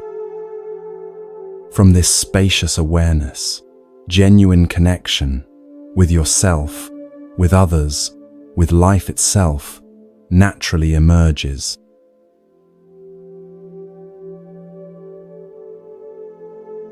Feel your body becoming increasingly relaxed with each breath. Your thoughts beginning to quiet as you journey to another time and place. The modern world fades away as you find yourself in a traditional Japanese Zen monastery nestled among misty mountains. The air carries the scent of pine and wood smoke as you approach a cluster of simple wooden buildings surrounded by carefully tended gardens. This is the monastery of the renowned Zen master Bankei, whose teaching of the unborn Buddha mind has attracted students from throughout Japan. Unlike many strict Zen teachers of his era, Bankei is known for his compassionate approach and ability to express profound truths in language accessible to everyone, from scholarly monks to illiterate farmers. His monastery houses both dedicated disciples who have trained for many years and newcomers just beginning their spiritual journey. You find yourself drawn to the monastery kitchen, where the day's first meal is being prepared. Steam rises from large pots of rice as monks move with focused attention through their assigned tasks. In Zen monasteries, kitchen work is considered sacred, not merely a practical necessity, but an opportunity for mindfulness practice, where every chopped vegetable and washed bowl becomes a vehicle for awakening. Overseeing this activity is a monk named Daio, who serves as the tenzo, the head cook responsible for all meals. This is a position of significant responsibility in the monastery hierarchy. The tenzo must ensure that meals are nutritious, timely, and prepared with the utmost mindfulness, as the physical well-being of the entire community depends on his work. Daio takes this responsibility seriously, his movements efficient and precise as he directs the kitchen activities. As preparations for the morning meal near completion, Daio inspects each dish before it leaves the kitchen. One pot contains miso, the fermented soybean paste that forms the base of the daily soup. You notice a particular attention in Dairyo's examination of this dish. He seems to be checking its freshness with special care. According to monastery tradition, Bankei, as the abbot, is served first and separately from the other monks. His meals are prepared with special attention, not as a luxury but to support his teaching activities. This morning, as always, Dairyo personally arranges Bankei's tray, including a bowl of the fresh miso soup, before sending it to the master's quarters with a novice monk. Shortly afterward, the rest of the community gathers in the meditation hall for their meal, which begins and ends with ritual chants offering gratitude for the food.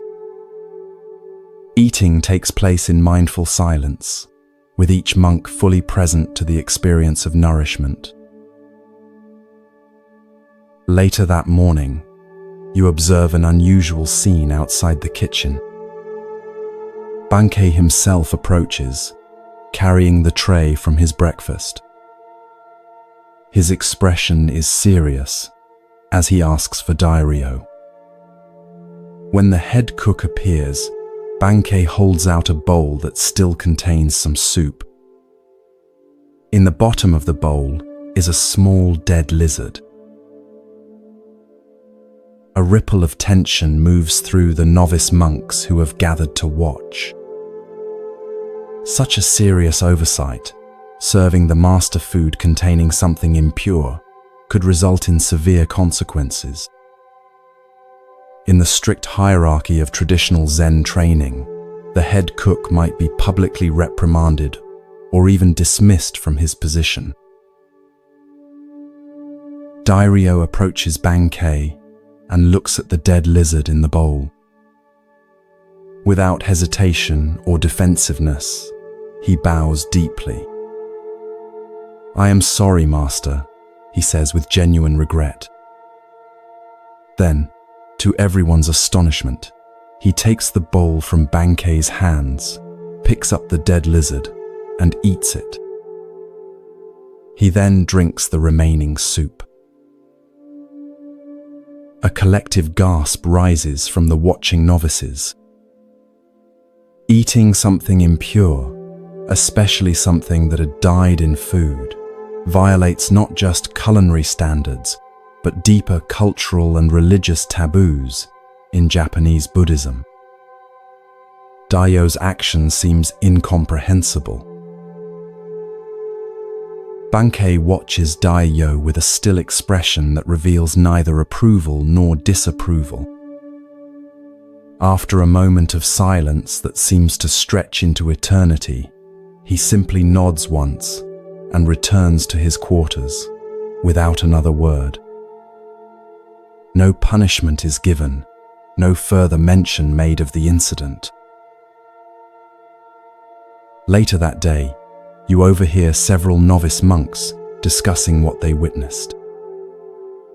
They are trying to understand the meaning of Dairyo's shocking action and Bankei's response. One suggests that Dairyo ate the lizard out of fear of punishment.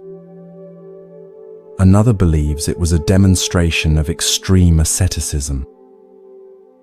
A third wonders if it was simply a desperate attempt to hide the evidence of his mistake. An elder monk who has trained under Bankei for many years overhears their speculation and joins their circle. "You have all missed the point," he says quietly. "What you witnessed was neither fear, asceticism, nor deception. Dairyo's action embodied true responsibility. When we truly take responsibility, we don't make excuses or point fingers. We eat the consequences of our actions, literally in this case." "But couldn't he have simply apologized?" asks one of the novices. The elder monk smiles. Words are cheap. Anyone can say, "I'm sorry," while inwardly making excuses or blaming circumstances. Dairyo didn't just acknowledge his mistake verbally, he fully embodied his responsibility by consuming the very consequence of his oversight. There was nothing left to discuss because the matter was completely resolved in that single action. Another novice speaks up. Is that why Master Bankei said nothing more about it? Exactly, replies the elder. When someone fully owns their mistake, without any trace of excuse or evasion, what more is there to say? Bankei recognized Dairyo's profound understanding and responded with equal clarity by allowing the matter to be completely finished. This remarkable story illuminates the Zen approach to responsibility and error. In our usual thinking, we often respond to mistakes with a complex internal process. First denial, then excuse, making, followed perhaps by reluctant admission, blame, shifting, promises of future improvement, and requests for forgiveness. This elaborate dance around error actually prevents us from fully experiencing and integrating the consequences of our actions. Dairyo demonstrates a radically different approach, what we might call eating the blame. Rather than engaging in explanation or justification, he literally consumes the evidence of his oversight. This physical act perfectly embodies the Zen principle of direct action without the intermediary of excessive thought or speech. There is a mistake. He acknowledges it. He consumes it completely. The matter is finished. Notice the profound emotional freedom in this approach. When we fully accept responsibility, without any trace of defensiveness, we experience a paradoxical lightness. There is nothing to protect, nothing to defend, no elaborate narrative to maintain.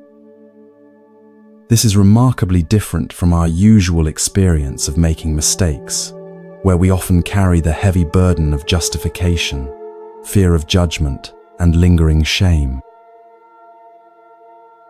Bankei's response is equally instructive. He doesn't press the point, demand further apology, or use the incident as a teaching opportunity. He recognizes that Dairyo's action is complete in itself, a perfect expression of understanding that requires no elaboration.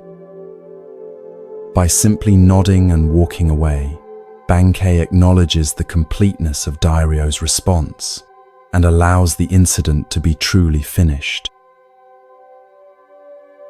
In our personal relationships, how often do we keep mistakes alive through repeated reference, continuing blame, or demands for multiple apologies?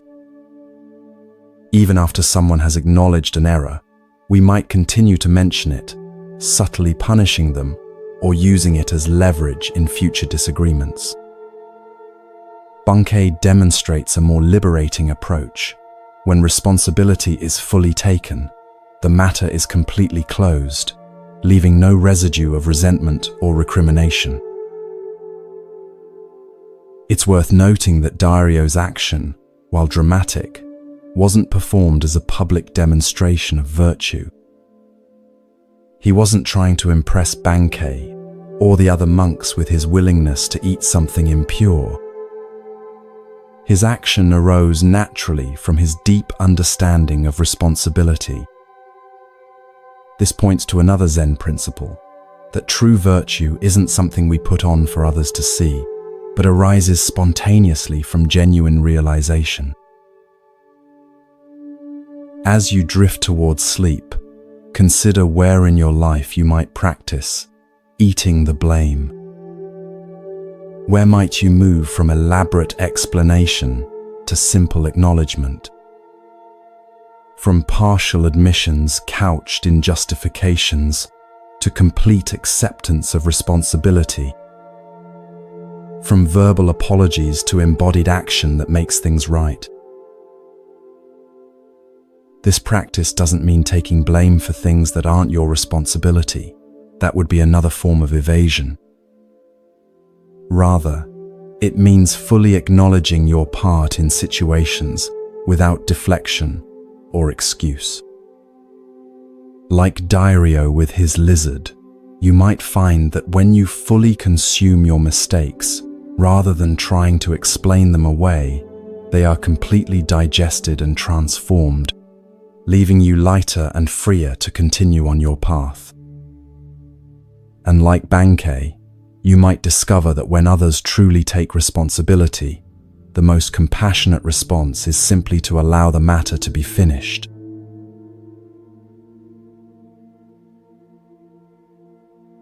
Allow yourself to settle more deeply into comfort, your breath becoming slow and rhythmic. Feel the gentle weight of your body against the surface supporting you as your mind begins to drift. The boundaries of your everyday awareness soften as you journey to Japan during the early Meiji period, a time of profound transition as the country began opening to Western influences after centuries of isolation. You find yourself on a forested mountain path, leading to a renowned Zen temple. The temple belongs to Nanin, a Zen master whose piercing insight and uncompromising teaching have attracted serious students from throughout Japan. Unlike some masters who rely on dramatic methods or elaborate explanations, Nanin's approach is direct and subtle, often revealing profound truths through the simplest of gestures or observations. The temple itself reflects this quality, elegant in its simplicity, with clean lines and unadorned spaces that direct attention to the essential. As you approach the main gate, you notice a young monk sweeping the stone path with deliberate, mindful movements. This is Tenno, who has recently completed his 10-year apprenticeship under another teacher. Though technically no longer a novice, Tenno recognizes that his understanding remains incomplete. He has come to Nanin seeking further refinement of his practice and deeper insight into the nature of Zen. Tenno has already been with Nanin for several months. Each day follows a rigorous schedule of meditation, work practice, and study. You've observed that Tenno approaches these activities with admirable discipline and sincerity. His meditation posture is impeccable, his work thorough, his conduct respectful. By all conventional measures, he appears to be an exemplary Zen student. This morning, after completing his assigned tasks, Tenno approaches Nanin's quarters for Sanzen, the private interview between master and student that is at the heart of Zen training. These meetings typically focus on the student's understanding of assigned koans or direct questions about their practice. You follow at a respectful distance, curious about what will transpire between them. As is customary, Tenno kneels outside Nanin's door, bows, and announces his presence with a small wooden gong. From inside, Nanin's voice invites him to enter. The master sits in simple robes on a cushion, his weathered face revealing little expression as Tenno bows and takes his place across from him. "How is your practice progressing?" Nan-in asks, his voice neither warm nor cold, but attentive. I believe I am making steady progress, Master, Tenno responds. I maintain mindfulness during seated meditation, walking practice, and temple work. I observe the precepts with care and study the sutras diligently. Nanin nods slightly. His next question comes unexpectedly. And when you sleep? Tenno hesitates, clearly caught off guard. I do not know how to practice while sleeping, Master. Then your practice is not yet complete, Nan instates simply. He reaches for his tea bowl, indicating that the interview is finished. Tenno bows and withdraws, his face reflecting confusion and concern. Over the following days, you notice him approaching his practice with even greater intensity, extending his meditation sessions, performing his tasks with painstaking attention, and studying late into the night. Yet when he returns for his next interview with Nanin, the exchange follows a similar pattern. Have you learned to practice while sleeping? Nanin asks. Tenno bows his head. Not yet, Master. But I have increased my waking practice. I now meditate before dawn and continue until late evening. That is commendable, Nan acknowledges, but your practice remains incomplete. This pattern continues for several months. Tenno exhausts himself with ever more rigorous practice during waking hours, yet Nanin's assessment remains unchanged. You begin to notice the physical toll on Tenno. His face grows gaunt, dark circles form under his eyes, and his movements, though still mindful, carry a quality of strain rather than natural presence. One day, as autumn leaves begin to fall, something shifts. Instead of intensifying his formal practice even further, Tenno appears to step back. He continues his daily activities but with a different quality, less striving, more ease. He begins to take afternoon walks in the forest. Sometimes he sits by the stream near the temple, doing nothing in particular. He even allows himself adequate rest at night, rather than pushing his body to extremes of wakefulness. When Tenno next appears for his interview with Nanin, a subtle change is evident in his demeanor. There is a natural relaxation in his posture, a clarity in his eyes that wasn't visible before. After the customary bows, Nanin again asks his question, "Have you learned to practice while sleeping?" "Master," Tenno responds with a small smile, "when I sleep, I just sleep." Nanin's face breaks into a warm smile, the first you've seen from the usually reserved master. "Now your practice is beginning to mature," he says. "When you sit, just sit. When you walk, just walk. And when you sleep, just sleep." This is the heart of Zen, to be completely present in each activity, without adding anything extra. From that day forward, Tenno's training with Nanin takes on a new dimension. Rather than focusing solely on formal meditation periods, Nanin begins to emphasize what might be called every-minute Zen, the practice of bringing complete presence to each moment of daily life. Whether eating, cleaning, conversing, or resting, Tenno learns to be fully there, without division or distraction. Years later, When Tenno has become a teacher in his own right, a student asks him about the most important turning point in his training. Tenno smiles and shares the story of his struggle to practice while sleeping.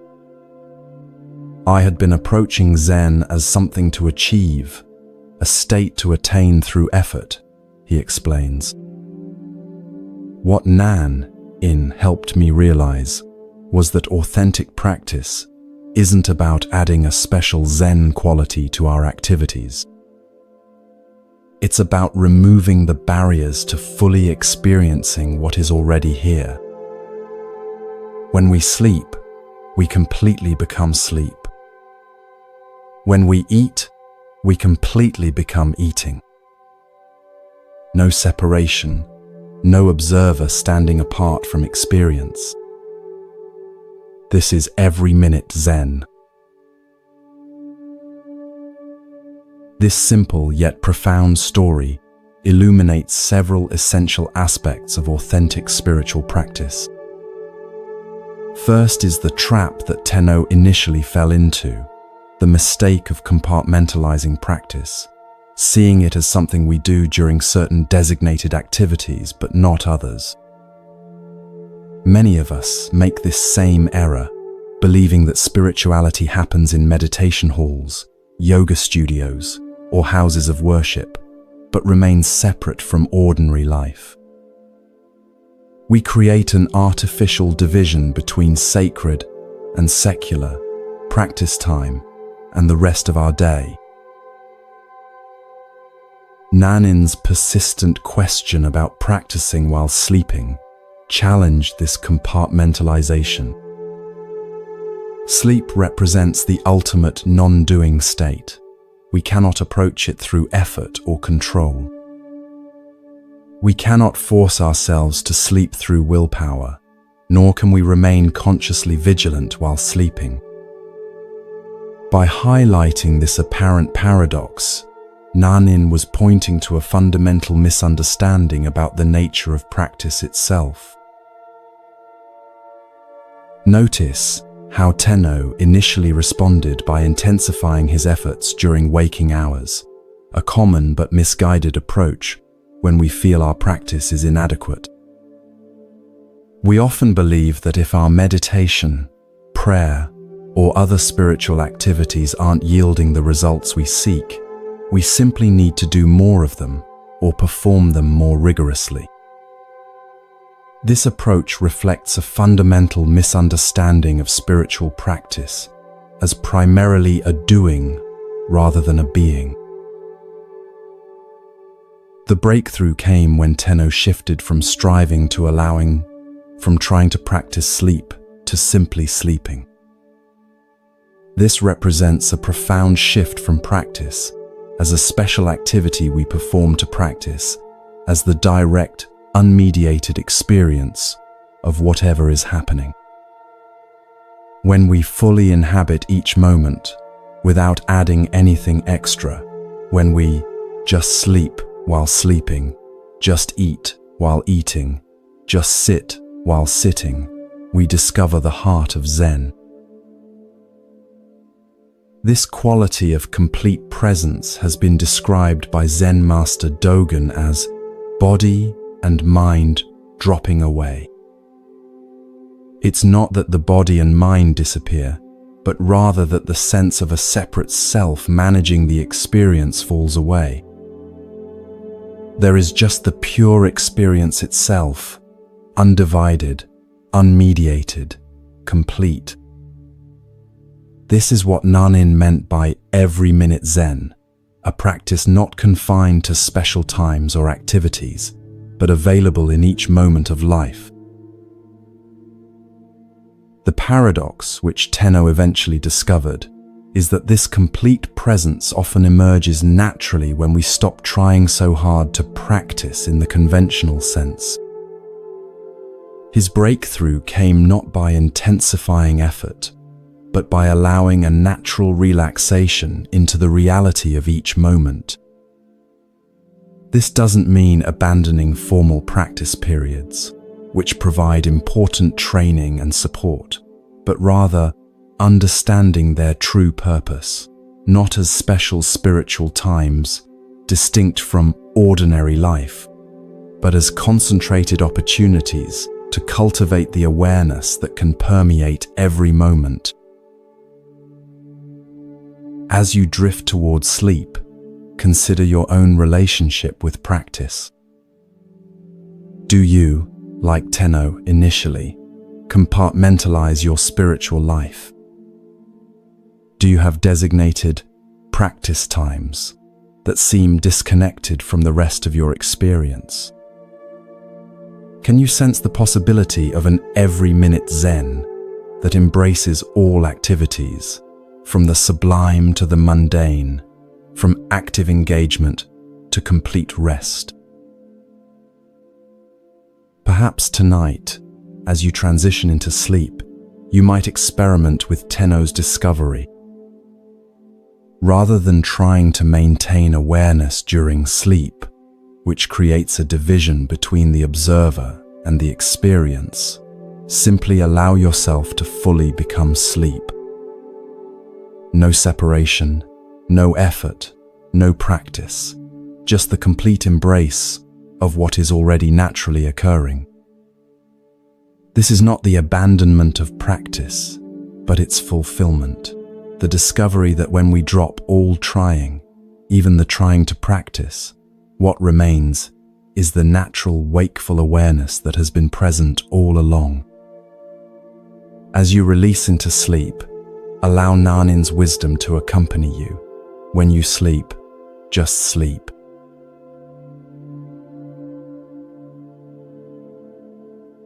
Feel your body growing heavier, your breath slower and deeper with each passing moment.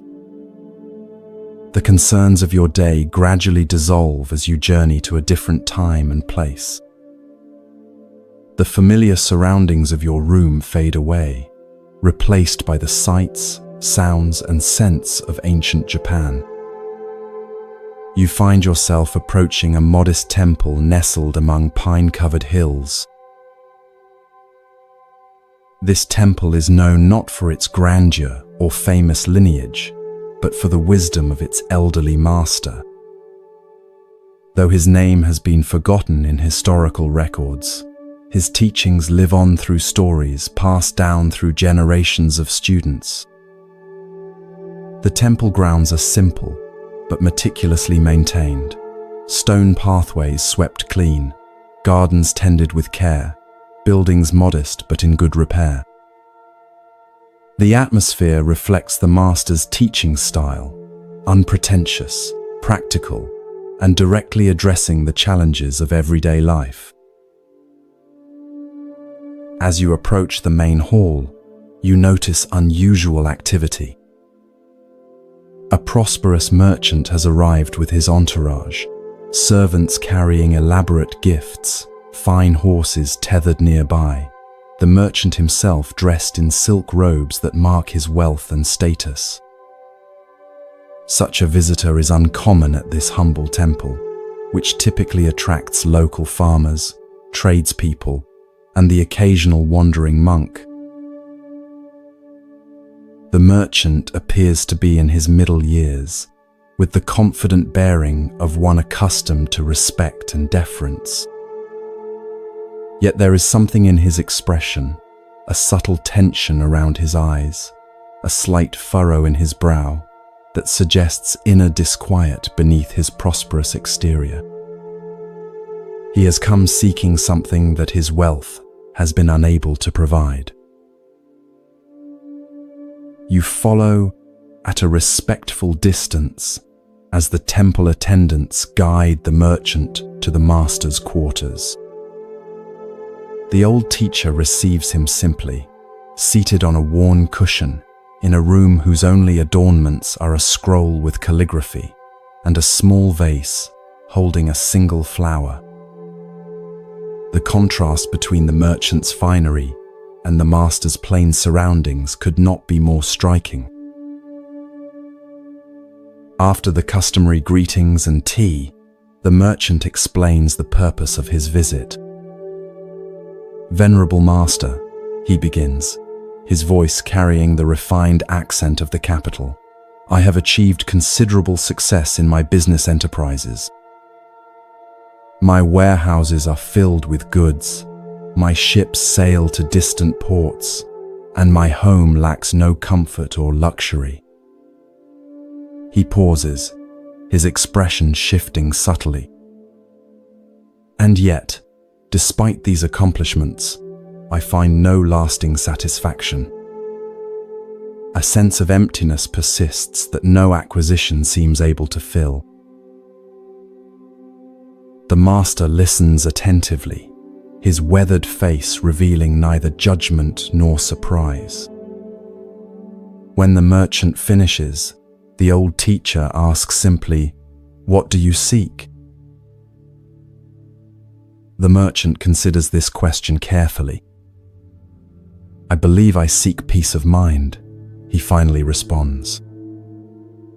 "And perhaps a way to use my resources that brings genuine fulfillment rather than merely adding to my possessions." The master nods, then poses another question. "In your business dealings, what principle guides your determination of fair prices?" Caught off guard by this seemingly unrelated inquiry, the merchant nevertheless answers thoughtfully. "I consider the cost of materials, the labor involved, the rarity of the item, and what the market will bear. For unique goods, I might increase the price considerably, while common items command only a modest profit. This is the standard practice among merchants. And in your charitable giving," the master continues, "what principle determines the amount you contribute?" The merchant shifts uncomfortably. "I give according to what seems appropriate for a man of my position. For public projects that bring recognition, I might give substantial amounts. For lesser causes, smaller donations suffice." The master's expression remains unchanged, but his next question penetrates deeper. "And how do you determine the value of a human life?" The merchant looks genuinely perplexed. "I don't understand, master. How can one assign value to a life?" "Yet you do so regularly," the master responds quietly. "When you decide how much profit to extract from those who labor for you, when you determine what portion of your wealth to share with those in need, when you pass a beggar on the street and decide whether to look away or offer assistance, in all these moments you are assigning value to human lives, including your own." A long silence follows as the merchant absorbs this perspective.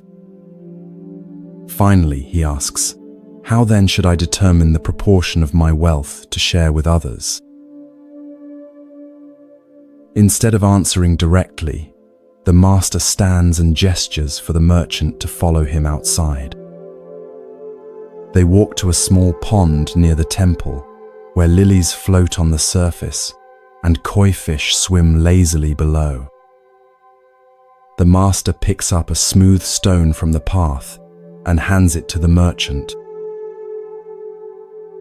"Drop this into the pond," he instructs.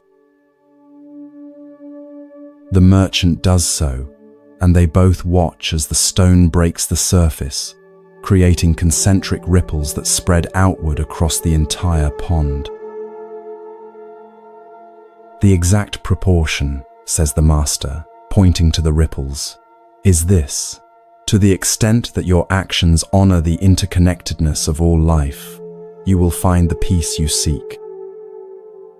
When you truly understand that your well-being and the well-being of others cannot be separated, just as these ripples cannot be contained to one part of the pond, authentic generosity naturally emerges. It is no longer a calculation of how much to give away, but a recognition that genuine wealth lies in creating ripples of benefit that extend beyond yourself. The merchant stands quietly by the pond, watching as the ripples gradually subside and the water returns to stillness, reflecting the sky above. Something shifts in his expression, a softening around the eyes, a release of the subtle tension he carried. Without speaking, he and the master return to the temple. Before departing, the merchant arranges to leave a generous donation for the temple. But more significantly, he speaks with the master about establishing a new approach to his business, one that will ensure fair compensation for workers, reasonable prices for customers, and systematic support for those in need throughout the regions where he conducts trade. These are not haphazard charitable gestures, but a fundamental restructuring based on the principle of interconnection that the master revealed through the ripples in the pond. Years later, the merchant's business enterprises become known not just for their commercial success, but for their positive impact on entire communities. The exact proportion that the master revealed has transformed not only the merchant's approach to wealth, but his experience of life itself. The emptiness that drove him to seek the master's guidance has been replaced by a sense of purpose and connection that no amount of mere acquisition could have provided. This story illuminates profound truths about our relationship with resources, generosity, and the nature of true fulfillment. At its heart is the recognition that we exist in a web of interconnection where artificial boundaries between self and other obscure a deeper reality. The master's demonstration with the stone and pond offers a vivid metaphor for this truth.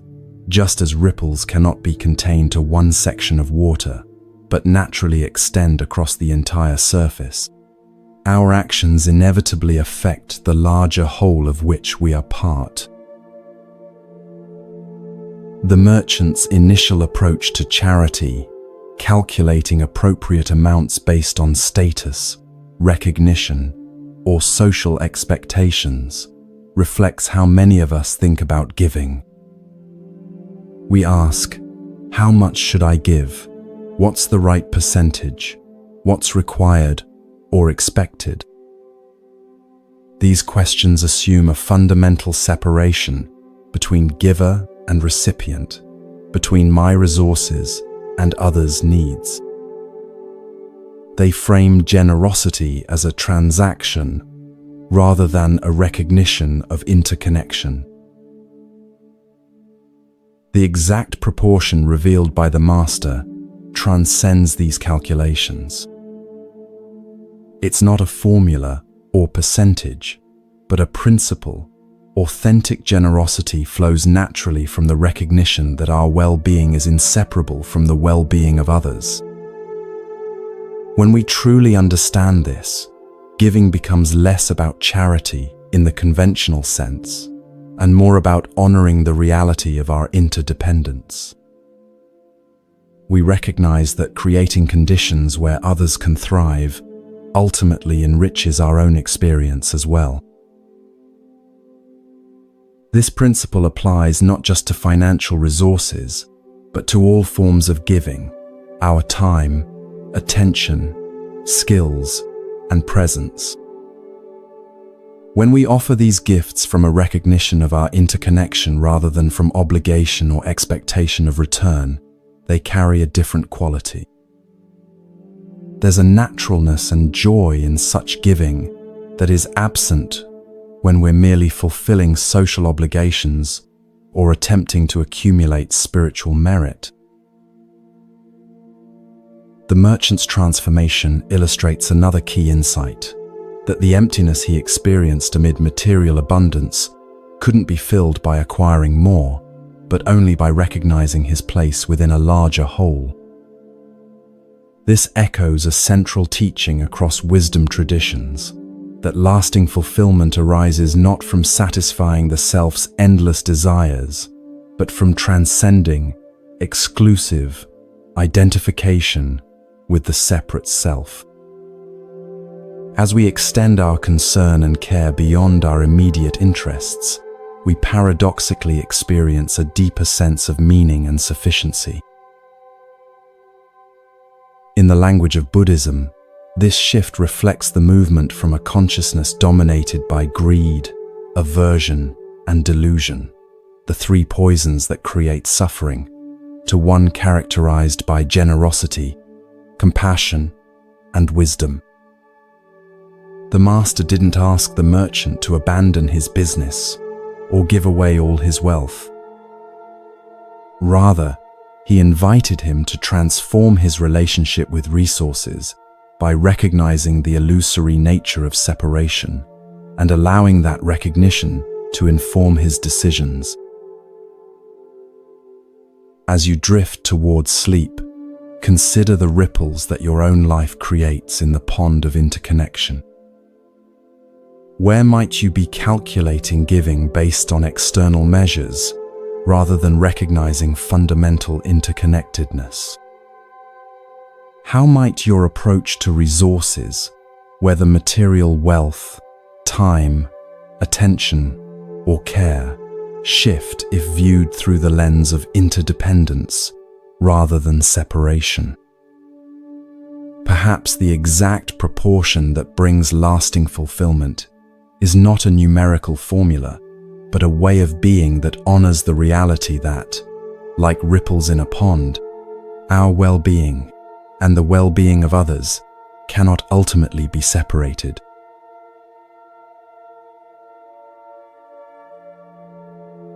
Feel yourself drifting deeper into relaxation, your body becoming comfortably heavy as your mind grows lighter.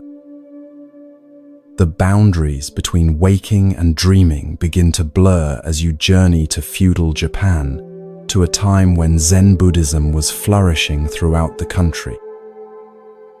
The concerns of your day gradually dissolve as you find yourself approaching a mountain temple known for its rigorous training and the profound wisdom of its master. The temple is nestled among ancient cedars that sway gently in the mountain breeze. Stone lanterns line the path leading to its entrance, and the air carries the delicate scent of incense.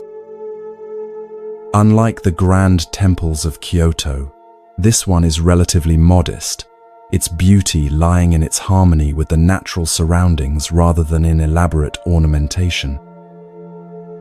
This is a place dedicated to serious practice rather than ceremonial display. As you approach the main gate, you notice an unusual visitor arriving, a scholar dressed in the fine robes of the educated elite, accompanied by several attendants carrying scrolls and writing materials. This is clearly no ordinary pilgrim seeking simple spiritual guidance. The scholar's bearing suggests someone accustomed to academic debate and intellectual mastery, rather than the humble posture typical of those who come to study Zen. You learn from overhearing the temple monks that this visitor is a renowned philosopher and scholar who has written extensively on Buddhist doctrine. His commentaries on sutras are studied throughout the country, and his reputation for intellectual brilliance is matched only by his confidence in debate. He has come to challenge the temple's master, believing that through rigorous philosophical questioning, he can either expose limitations in the Zen approach or gain new insights to incorporate into his scholarly work. The scholar is escorted to the master's modest quarters.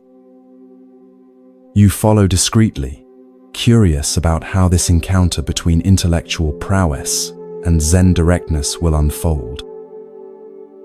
The master, an elderly monk with a weathered face and clear eyes, receives the scholar without ceremony, inviting him to sit on a simple cushion across from his own. "I have studied Buddhist texts extensively," the scholar begins, "and have engaged in debate with masters of various schools. I find Zen's claim to transmission beyond words and letters philosophically problematic. If truth cannot be expressed in language, how can it be communicated at all? And if it can be communicated without words, why have Zen masters themselves written so many commentaries?" The master listens attentively, neither impressed nor dismissive. When the scholar finishes his opening challenge, the master asks simply, "Would you like some tea?" Somewhat taken aback by this seemingly irrelevant response, the scholar nevertheless agrees. As the master prepares the tea with mindful movements, the scholar launches into a detailed critique of Zen methodology, citing apparent contradictions between different masters' approaches and questioning the efficacy of meditation compared to intellectual analysis. The master places a cup of tea before the scholar without comment and returns to his seat. Undeterred, the scholar continues his philosophical questioning, touching on the nature of Buddha nature, the problem of dualistic thinking, and the paradoxes inherent in seeking enlightenment through practice. His arguments are well constructed and draw upon an impressive range of textual sources. Throughout this intellectual barrage, the master remains silent, neither agreeing nor disagreeing, neither defending Zen nor criticizing the scholar's approach. His face reveals neither impatience nor boredom, just present attention. As evening approaches and the light begins to fade, the scholar's questions continue unabated. A young monk brings in a lamp and, seeing that the room has grown chilly with the mountain evening, lights a fire in the small hearth. The master occasionally tends the fire with a poker, but offers no response to the scholar's increasingly frustrated attempts to elicit a definitive answer to his philosophical challenges. Hours pass. The scholar, determined to receive some form of engagement, continues his questioning past midnight. His attendants have long since retired to the quarters provided for them, but the scholar remains, his intellectual persistence matching the master's silent endurance. The fire burns low, casting gentle shadows across the simple room. Near dawn, the scholar, exhausted but still determined, poses what he considers his most penetrating question. What is the essential nature of mind itself, beyond all conceptual formulations? At this, the master suddenly stands, takes the fire poker, and holds it up before the scholar's face. "Do you see this poker?" he asks, breaking his night-long silence.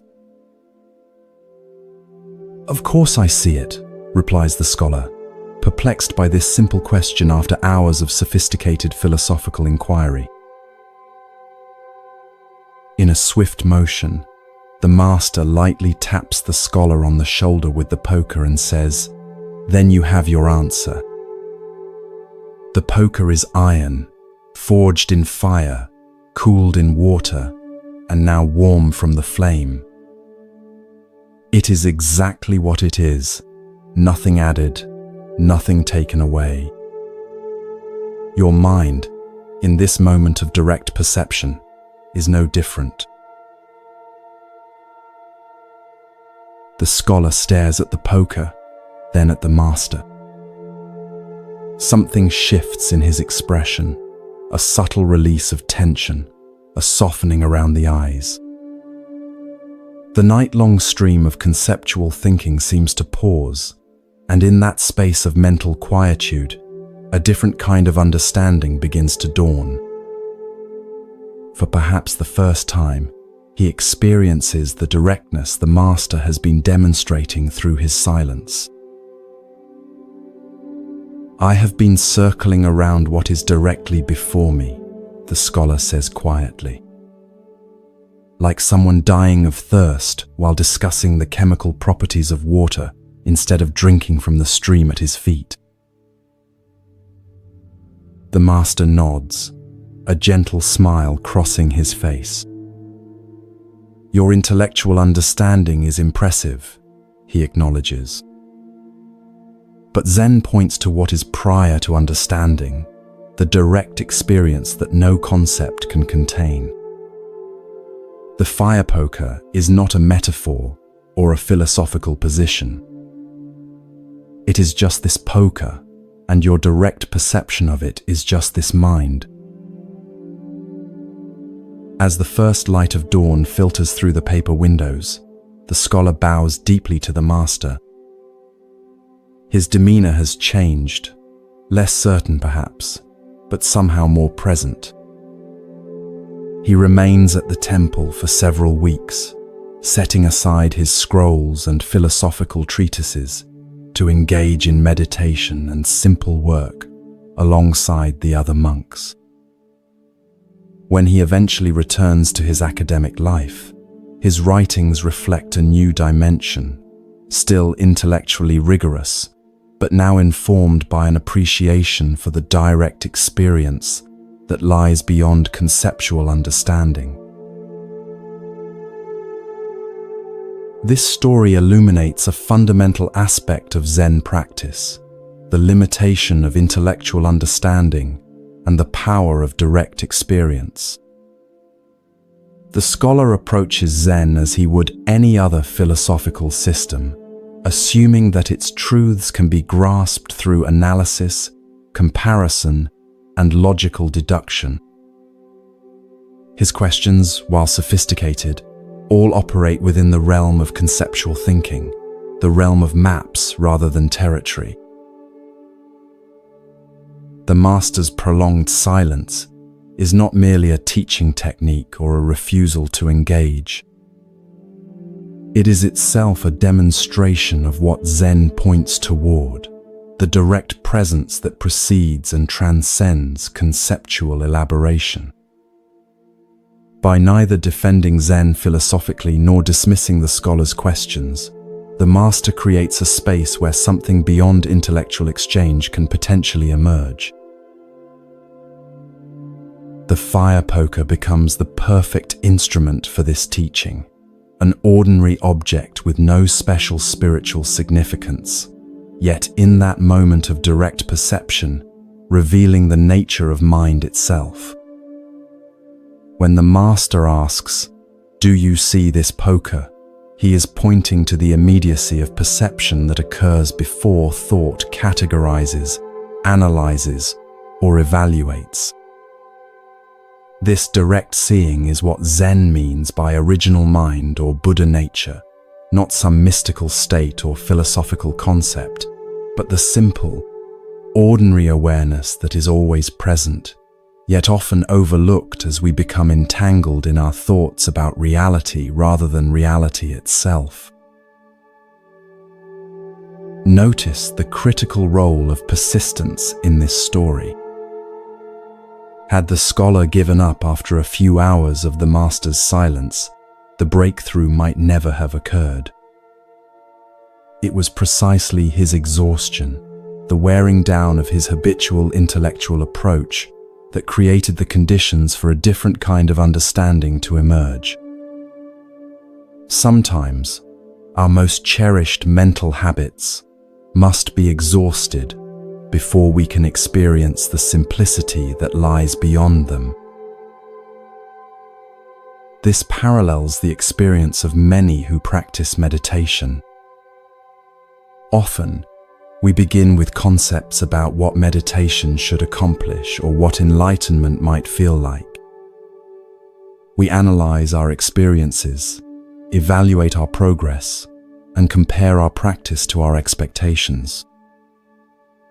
Only when this conceptual approach is thoroughly exhausted, often after many hours on the cushion, does the mind naturally settle into direct presence, neither grasping at experiences nor rejecting them, simply being with what is. The scholar's realization that he has been circling around what is directly before me reflects a universal human tendency. We often become so engrossed in our thoughts about reality that we miss the direct experience of it. We analyze relationships instead of being fully present with others, theorize about happiness rather than noticing moments of contentment when they arise, accumulate spiritual concepts instead of living from the awareness that all such concepts attempt to describe. The master's acknowledgement of the scholar's intellectual abilities is significant. Zen doesn't reject intellectual understanding, it simply recognizes its limitations. Concepts and analyses have their place. They help us organize experience, communicate with others, and solve practical problems. But they are tools rather than the truth itself, maps rather than the territory they represent. When we mistake the map for the territory, when we confuse our concepts about reality with reality itself, we remain trapped in what Zen calls the ghost cave of conceptual thinking. As you drift towards sleep, consider where in your own life you might be circling around what is directly before you. Perhaps you've read many books about mindfulness without experiencing the simple presence of this moment. Maybe you've analyzed a relationship extensively without being fully present with the actual person. Or perhaps you've accumulated spiritual concepts while overlooking the awareness in which all concepts appear. The fire poker is always right here, in the sound of your breath, the feeling of your body against the bed, the simple awareness that witnesses all experience. No special state is required to access this directness. It's available in every ordinary moment, requiring only that we pause our endless thinking about experience long enough to experience directly. As the Zen saying goes, don't mistake the finger pointing at the moon for the moon itself. All spiritual teachings, including this story, are merely fingers pointing toward the direct experience that is always available, always present, waiting to be recognized beneath the stream of our thoughts about it.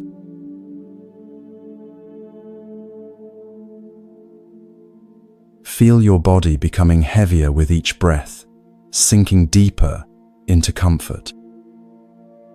The sounds around you begin to fade as you journey to another time and place. Imagine yourself walking along a forest path in Japan, the ground soft beneath your feet, the air fresh with the scent of pine and moss. Bird songs echo through the trees as sunlight filters through the canopy in golden shafts. You follow the winding path until it opens onto a small clearing where a modest temple stands. This is not one of Japan's grand, ornate temples, but a simple wooden structure that seems to have grown naturally from the forest floor. A stream runs nearby, its gentle murmur creating a perfect backdrop for meditation. This is the temple of Gasan, a respected Zen teacher known for his clear wisdom and open mind. As you approach, you notice unusual activity today. A visitor, unlike the temple's typical students, has arrived, a young man in Western clothing carrying a book bound in leather. From snippets of conversation among the monks, you learn he is a university student who has been studying Christianity with Western missionaries. Curious about how different spiritual traditions might compare, he has come to show Ghassan some passages from the Christian Bible and hear the Zen master's perspective. You follow as the young man is led to Ghassan's simple quarters. The room contains only a low table, a few cushions, and a scroll with calligraphy hanging in the alcove. Ghassan himself sits in meditation, his eyes open but focused on nothing in particular. Though probably in his 60s, his posture is straight and vital, his presence conveying both alertness and profound ease. The student bows respectfully and introduces himself. Ghassan gestures for him to sit on a cushion nearby. You can feel the nervousness in the young man as he carefully places his Bible on the low table between them. He's clearly unsure how this Zen master might react to Christian scripture. "Master Ghassan," he begins, his voice betraying a slight tremor, "I have been reading the Christian Bible with missionaries from America. I find some of its teachings beautiful, but I wonder how they compare with Zen wisdom. Would you be willing to hear some passages and share your thoughts?" Ghassan's face remains serene, neither eager nor reluctant. He nods simply, and you can see some of the tension leave the student's shoulders. The young man carefully opens his Bible, the pages making a soft crackling sound in the quiet room. He turns to a marked section and begins to read, "And why take ye thought for raiment? Consider the lilies of the field, how they grow. They toil not, neither do they spin. And yet I say unto you, that even Solomon in all his glory was not arrayed like one of these." The student pauses, watching Ghassan's face for a reaction. The master's eyes have softened, and a subtle smile plays at the corners of his mouth. "Whoever uttered those words," Ghassan says quietly, "I consider an enlightened man."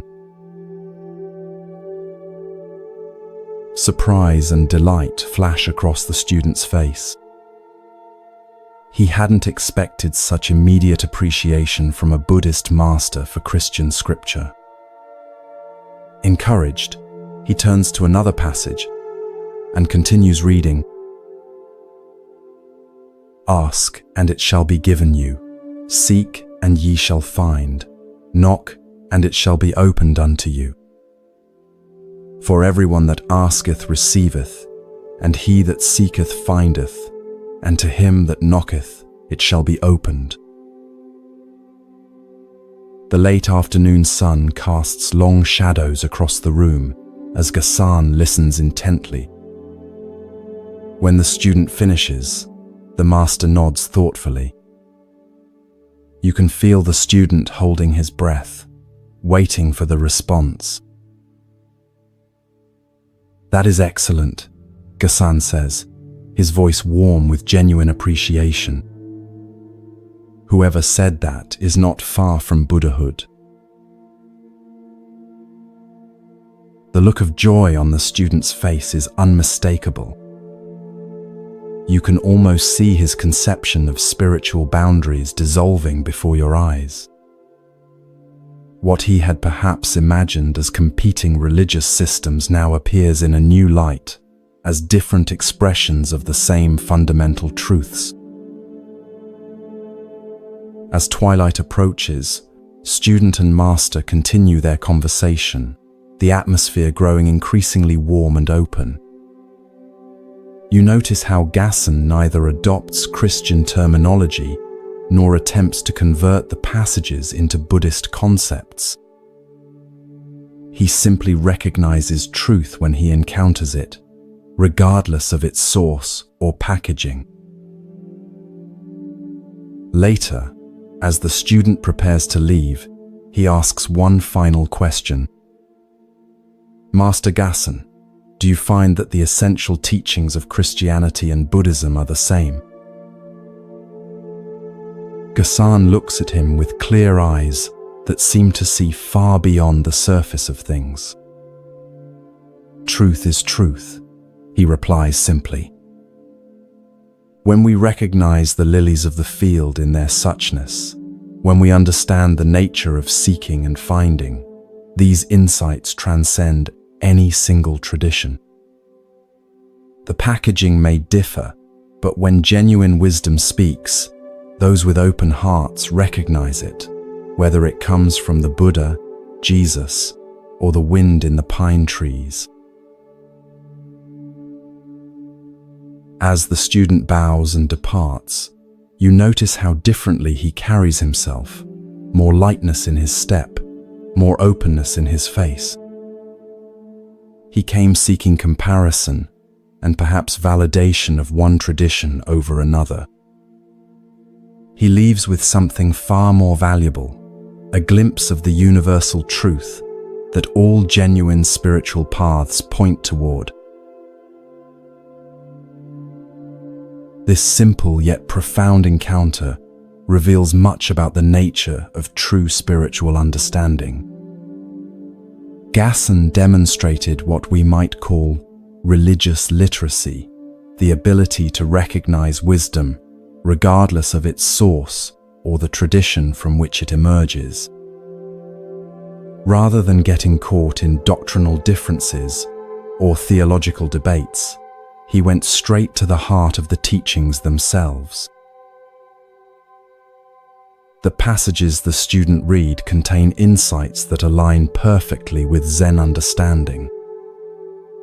Consider the lilies of the field points to the natural perfection that exists prior to human striving, what Zen might call our original nature that needs no adornment or improvement. Just as the lilies grow naturally, without effort or anxiety about their appearance, our true nature manifests most perfectly when we stop trying to enhance or perfect ourselves through endless striving. Similarly, "Seek and ye shall find" reflects the Zen understanding that our essential nature, what some traditions call Buddha nature, is always present but must be recognized through sincere inquiry. The seeking itself becomes a form of finding when approached with genuine openness. This parallels the Zen saying, "What you seek is where you stand," pointing to the immediate availability of what we often believe is distant or separate from us. Notice that Gassan didn't need to convert these teachings into Buddhist terminology or claim them for his own tradition. His response reflects a recognition that truth is not the exclusive property of any single religion or philosophy. Like water that takes the shape of whatever container holds it while remaining essentially the same, spiritual truth may be expressed through different cultural forms and language, while pointing to the same fundamental reality. This open, non-dogmatic approach stands in stark contrast to religious exclusivism, the belief that one's own tradition has a monopoly on truth, while others are mistaken or incomplete. Gassan demonstrates a more inclusive understanding that sees different spiritual traditions not as competitors, but as diverse expressions of human wisdom responding to the same fundamental questions: what is our true nature? How should we live? What constitutes a life of meaning and freedom from suffering? As you rest tonight, consider where in your own thinking you might be creating unnecessary boundaries between wisdom, traditions, or sources of insight. Perhaps you've dismissed certain teachings because they come from a tradition different from your own. Maybe you've been caught in comparing spiritual paths, rather than recognizing the universal truths they all point toward in their own ways. Gassan's approach invites us to become wisdom collectors rather than belief defenders, to recognize truth wherever we encounter it, whether in ancient texts, modern science, artistic expression, or our own direct experience. This doesn't mean that all spiritual teachings are identical or equally valuable in all contexts, but it suggests that genuine wisdom has a universal quality that resonates beyond the boundaries of any single tradition. As your awareness drifts towards sleep, imagine yourself sitting in Gassan's simple room, sunlight filtering through paper windows, the sound of the stream mixing with birdsong outside. Feel the openness that comes when we stop deciding in advance where truth can and cannot be found. Like Gassan, we might discover that wisdom speaks in many languages, and that an open heart recognizes its voice, regardless of the words it uses. This recognition doesn't diminish our own tradition, but enriches it, connecting us to the larger human quest for understanding that transcends all boundaries of time, culture, and belief.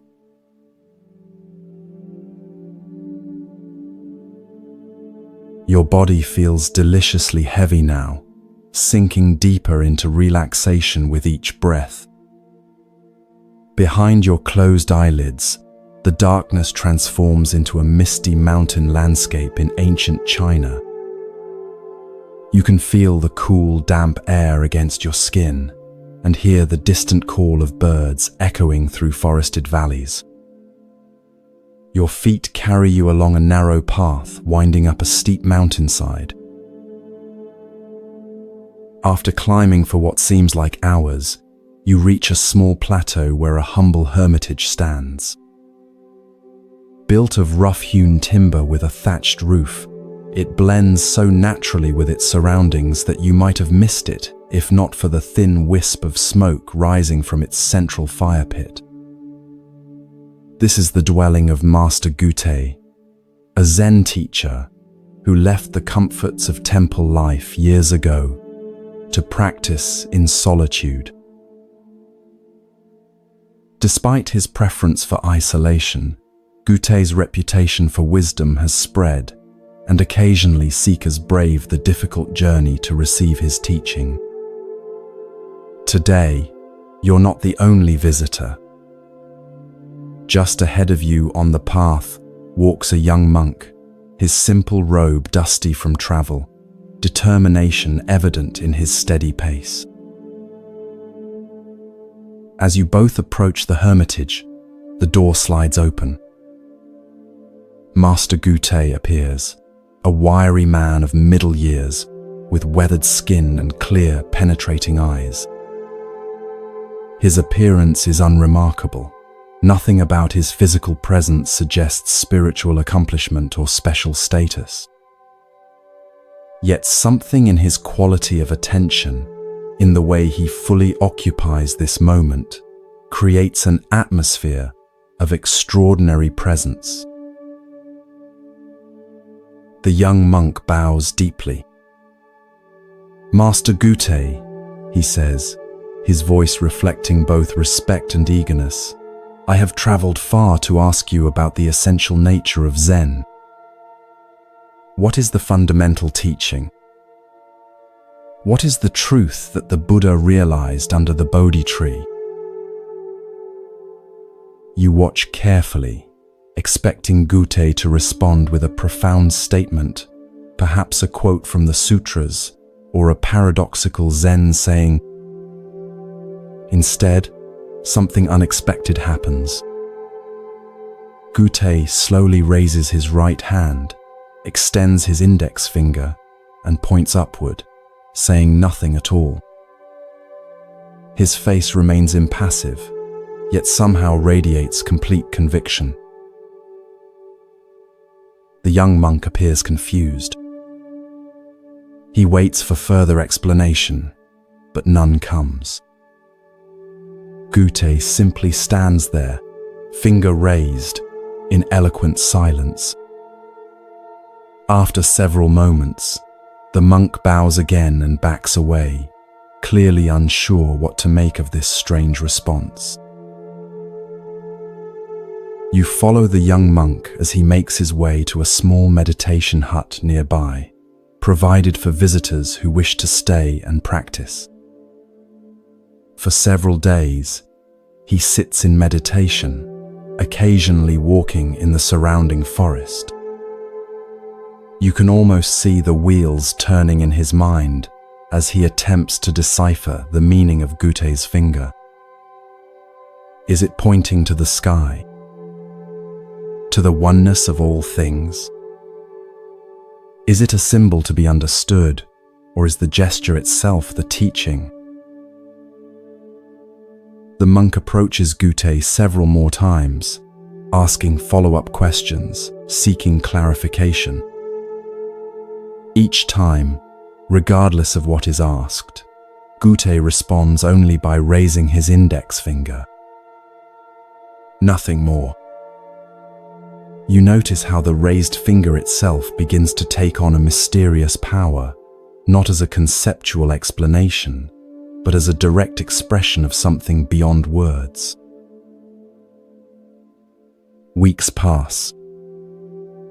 The monk remains at the hermitage, helping with daily chores, carrying water from the stream, chopping firewood, preparing simple meals. Throughout these activities, he continues to contemplate the meaning of the master's finger. You observe how, despite his confusion, something is shifting in his demeanor, a subtle loosening of his intellectual grasping, a growing receptivity to direct experience rather than explanation.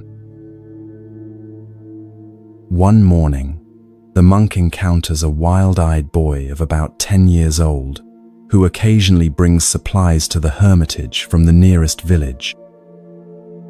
The boy has heard about the famous one-finger Zen of Master Gute and with childish mischief raises his own finger when he sees the monk approaching.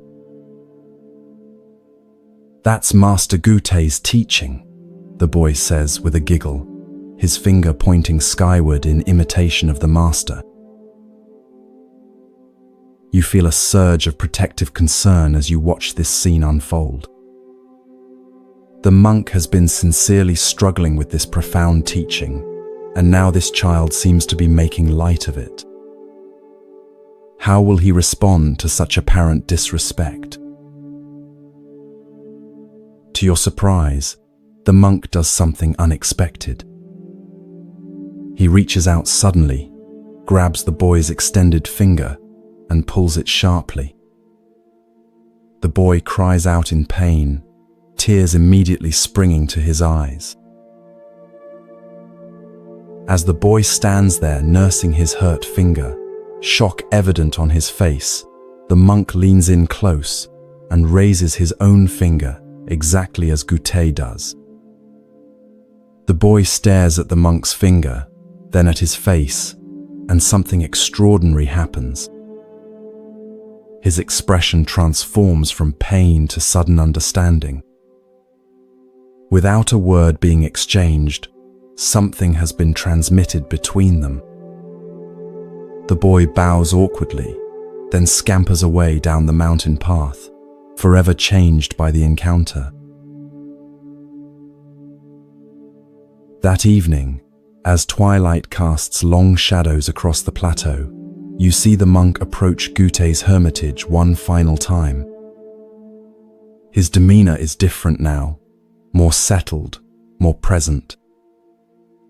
When Gute slides open the door, the monk bows and then, with perfect timing, raises his own index finger in silent response. Gute studies him carefully, looking deep into his eyes as if searching for something beyond the mere imitation of the gesture.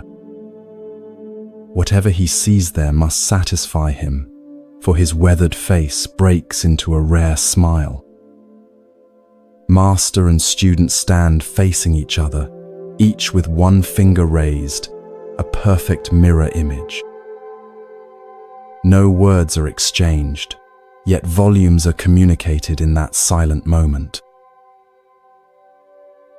The next day, the monk prepares to depart. As he shoulders his small travel pack, Gute appears to see him off. With a twinkle in his eye, the master raises his finger one last time.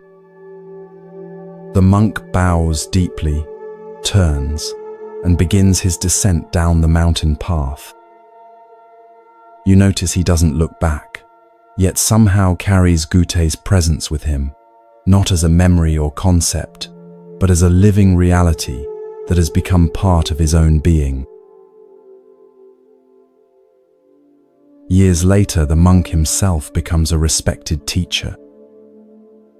When students come asking about the essential nature of Zen, he simply raises his index finger, carrying forward Gute's direct transmission.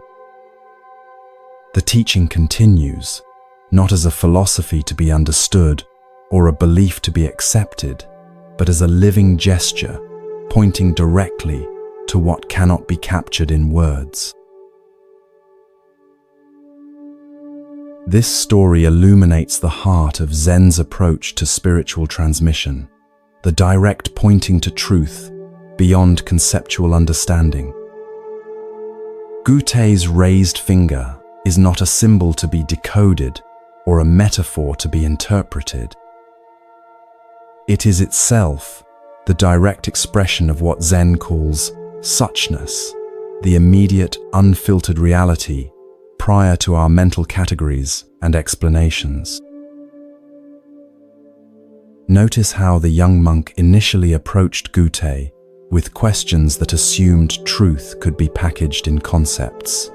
What is the fundamental teaching? What is the truth that the Buddha realized? These questions reflect our common assumption that spiritual understanding is primarily about acquiring the right ideas or beliefs. Gute's finger cuts through this assumption, offering not an explanation, but a direct pointing to reality itself. The monk's journey from confusion to understanding parallels the path many of us walk in spiritual practice. At first, we try to grasp teachings intellectually to fit them into our existing frameworks of understanding. We want explanations, systems, practices that promise specific results. Like the monk puzzling over the meaning of Gute's finger, we search for the correct interpretation that will satisfy our intellect. True understanding often arrives unexpectedly, not through accumulating more concepts, but through direct experience that bypasses conceptual thinking altogether. For the monk, this breakthrough came through his interaction with the boy, an encounter that moved him from intellectual contemplation to spontaneous, embodied action. In that moment, the finger ceased to be something to understand and became something to live. The physical sensation of your own finger is available right now as you rest. Can you feel the pulse of blood moving through it? The subtle warmth? The way it connects to your hand, your arm, your entire body? This direct, non-conceptual awareness is what Gute was pointing to, not with explanations, but with the finger itself. In Zen, this direct transmission from teacher to student, outside the sutras, beyond words and letters, is considered the essence of the tradition. The story of Gute's finger exemplifies what Zen calls mind-to-mind transmission, not the passing of concepts from one intellect to another, but the direct recognition of our shared Buddha, nature, the awareness that precedes all thinking. This approach can seem frustratingly opaque to modern seekers accustomed to detailed explanations and step-by-step instructions. Yet it addresses a profound truth about spiritual awakening, that our deepest nature cannot be reached through concepts alone, just as no description of water, however detailed, can quench your thirst. Only direct experience satisfies. As you drift towards sleep, imagine yourself on that misty mountain plateau with Gute. Feel the cool air on your skin, hear the distant call of birds. When he raises his finger, look not at what it might symbolize or represent, but at the direct reality of this moment, the sensations in your body, the rhythm of your breath, the spacious awareness in which all experience arises.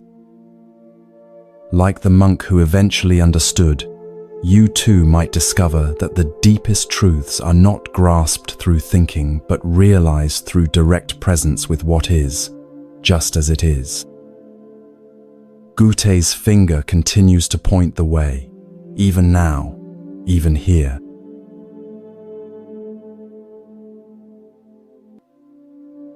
Feel your body growing heavier with each breath, your mind drifting into a state of peaceful receptivity. The familiar surroundings of your room gently fade as you journey to a different time and place. The soft darkness behind your eyelids transforms into a bustling marketplace in medieval Japan. The air fills with the mingled scents of fresh vegetables, fish, incense, and wood smoke. You find yourself standing at the edge of the market square, where vendors call out their wares and shoppers haggle over prices. Children dart between stalls, and merchants carefully count coins. It's a scene of ordinary commerce, until your attention is drawn to an extraordinary figure making his way through the crowd. Unlike the serious-faced merchants and purposeful shoppers, this man radiates an unmistakable joy. He's a portly monk with a shaved head, dressed in simple robes that have seen better days.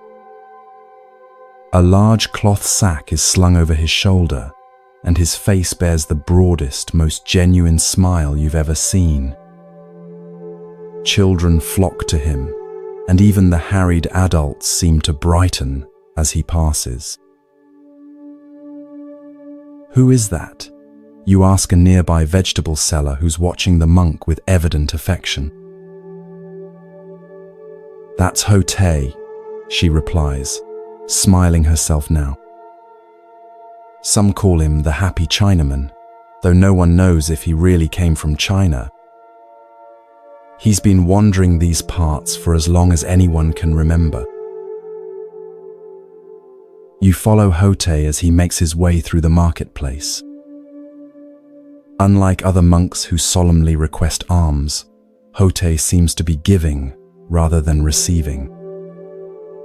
From his large sack, he produces small treats for the children, sweet rice cakes, tiny carved wooden animals, colorful pebbles that catch the light.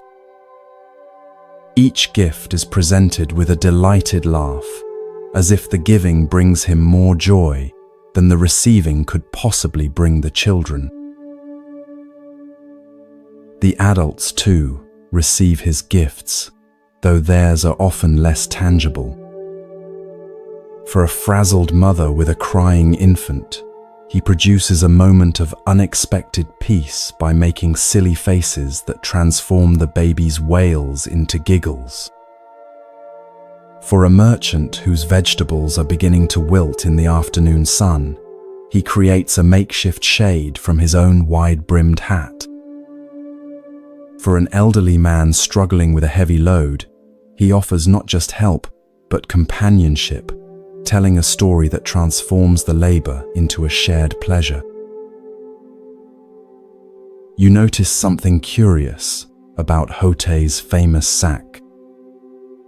Though he continually takes things out of it, toys, treats, practical tools, it never seems to empty.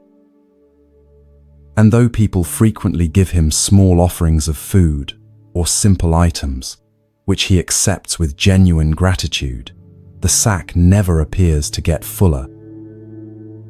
It's as if the contents maintain a perfect balance, neither depleting nor accumulating. As evening approaches and the market begins to close, Hotei finds a spot beneath a large tree at the edge of the square. He settles his substantial form on the ground with surprising grace, places his sack beside him, and closes his eyes, still smiling. Several children linger nearby, clearly reluctant to leave his presence. One bold little girl approaches and tugs at his sleeve.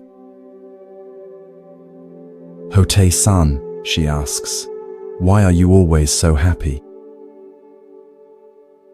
Hotei opens his eyes and regards her with such warmth that you can almost feel it from where you stand.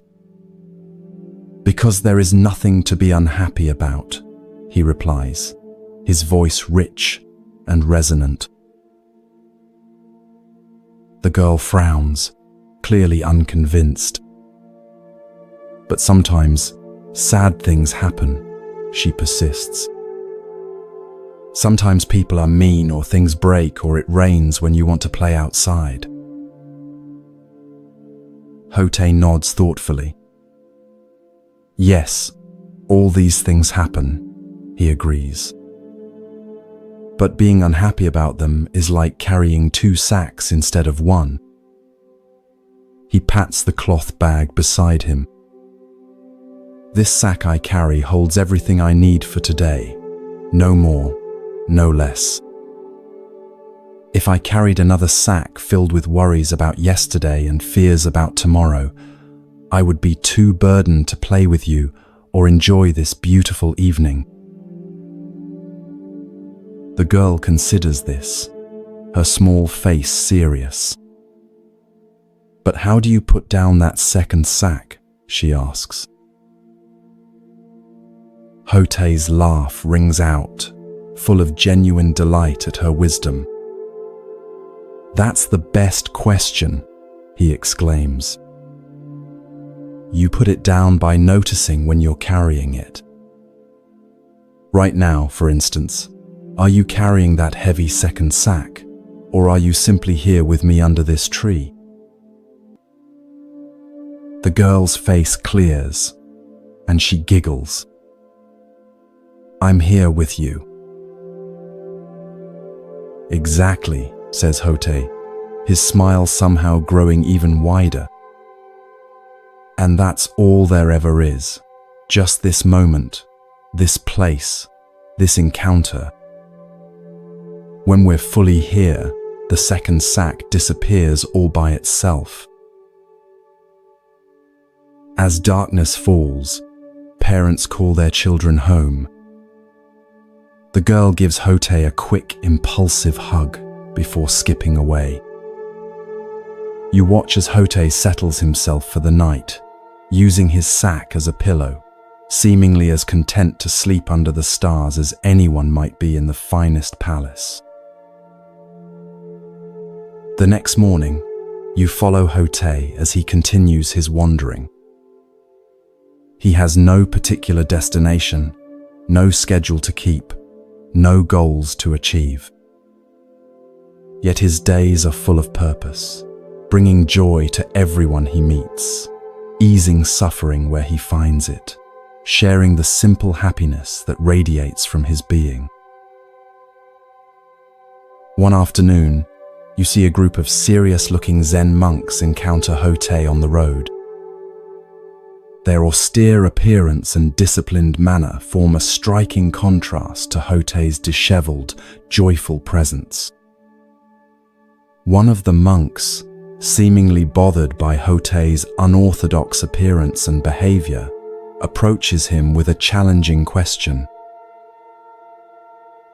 "You call yourself a monk," the stern monk says, "yet you follow none of the traditional practices. You don't live in a monastery. You don't perform proper rituals. You laugh and play instead of maintaining dignified silence. What is the meaning of Zen to you?" Hotei says nothing. Instead, he simply puts down his sack. He stands there, empty-handed, his smile as natural as the sun in the sky, his presence radiating a wordless contentment that needs no explanation or defense. The questioning monk's expression shifts, first confusion, then a dawning recognition. Something in Hotei's simple gesture and unshakable presence has communicated more than 1,000 sutras could convey. The monk bows deeply, a new humility evident in his posture. When he straightens, his own face has softened, a small smile beginning to form. "Thank you for the teaching," he says quietly. Hotei picks up his sack again, gives the monk a friendly pat on the shoulder, and continues on his way, spreading joy with each step, as naturally as a flower spreads its fragrance. In later years, Hotei becomes so beloved that his image is often portrayed in paintings, sculptures, and household shrines. He is remembered not as a formal teacher expounding complex philosophy, but as a living embodiment of one of Zen's most profound truths, that enlightenment is not a distant goal achieved through arduous practice, but the natural state of a mind free from unnecessary burdens, fully present to the wonder of ordinary life. This delightful story of the happy Chinaman offers a refreshing perspective on spiritual practice, one that emphasizes joy, simplicity, and direct participation in life rather than solemn discipline or intellectual understanding. Hotei represents a tradition sometimes called crazy wisdom, teachers whose unconventional behavior and apparent disregard for formal rules actually embody the deepest spiritual truths.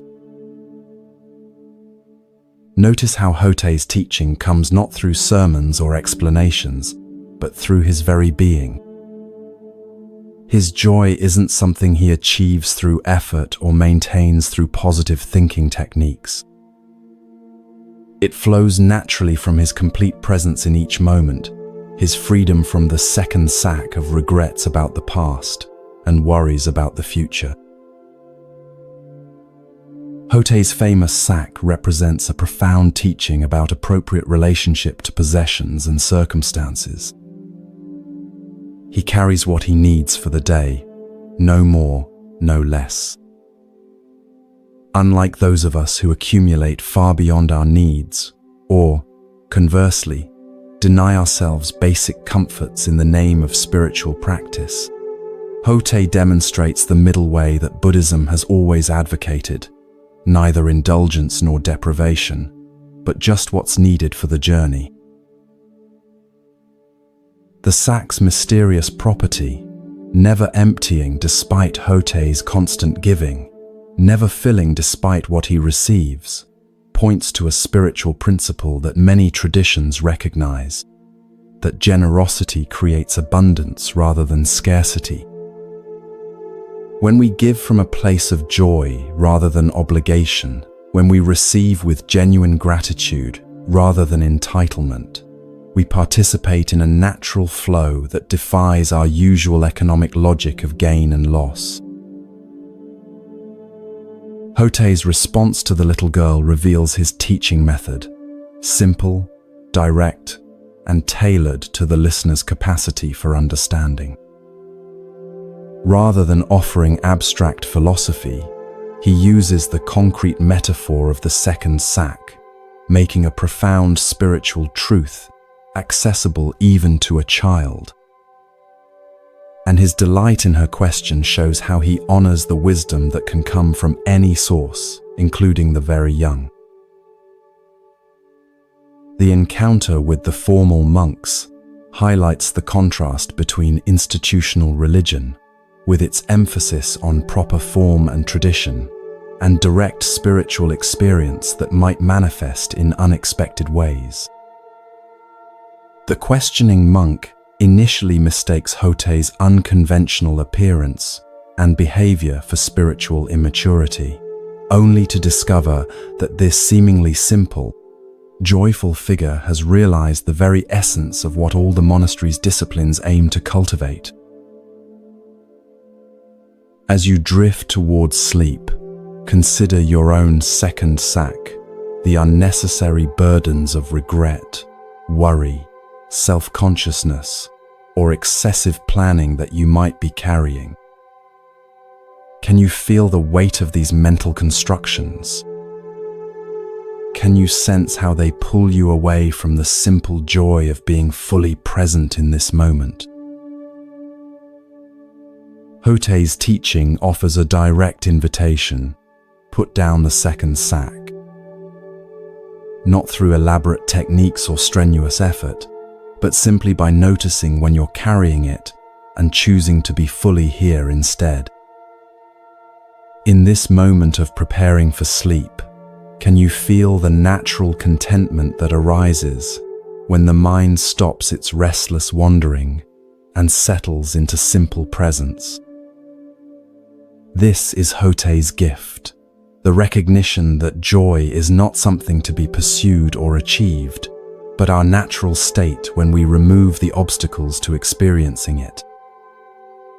Like the happy Chinaman himself, you might discover that the happiness you seek is not in some distant future or special circumstance, but right here, available whenever you fully arrive in the present moment.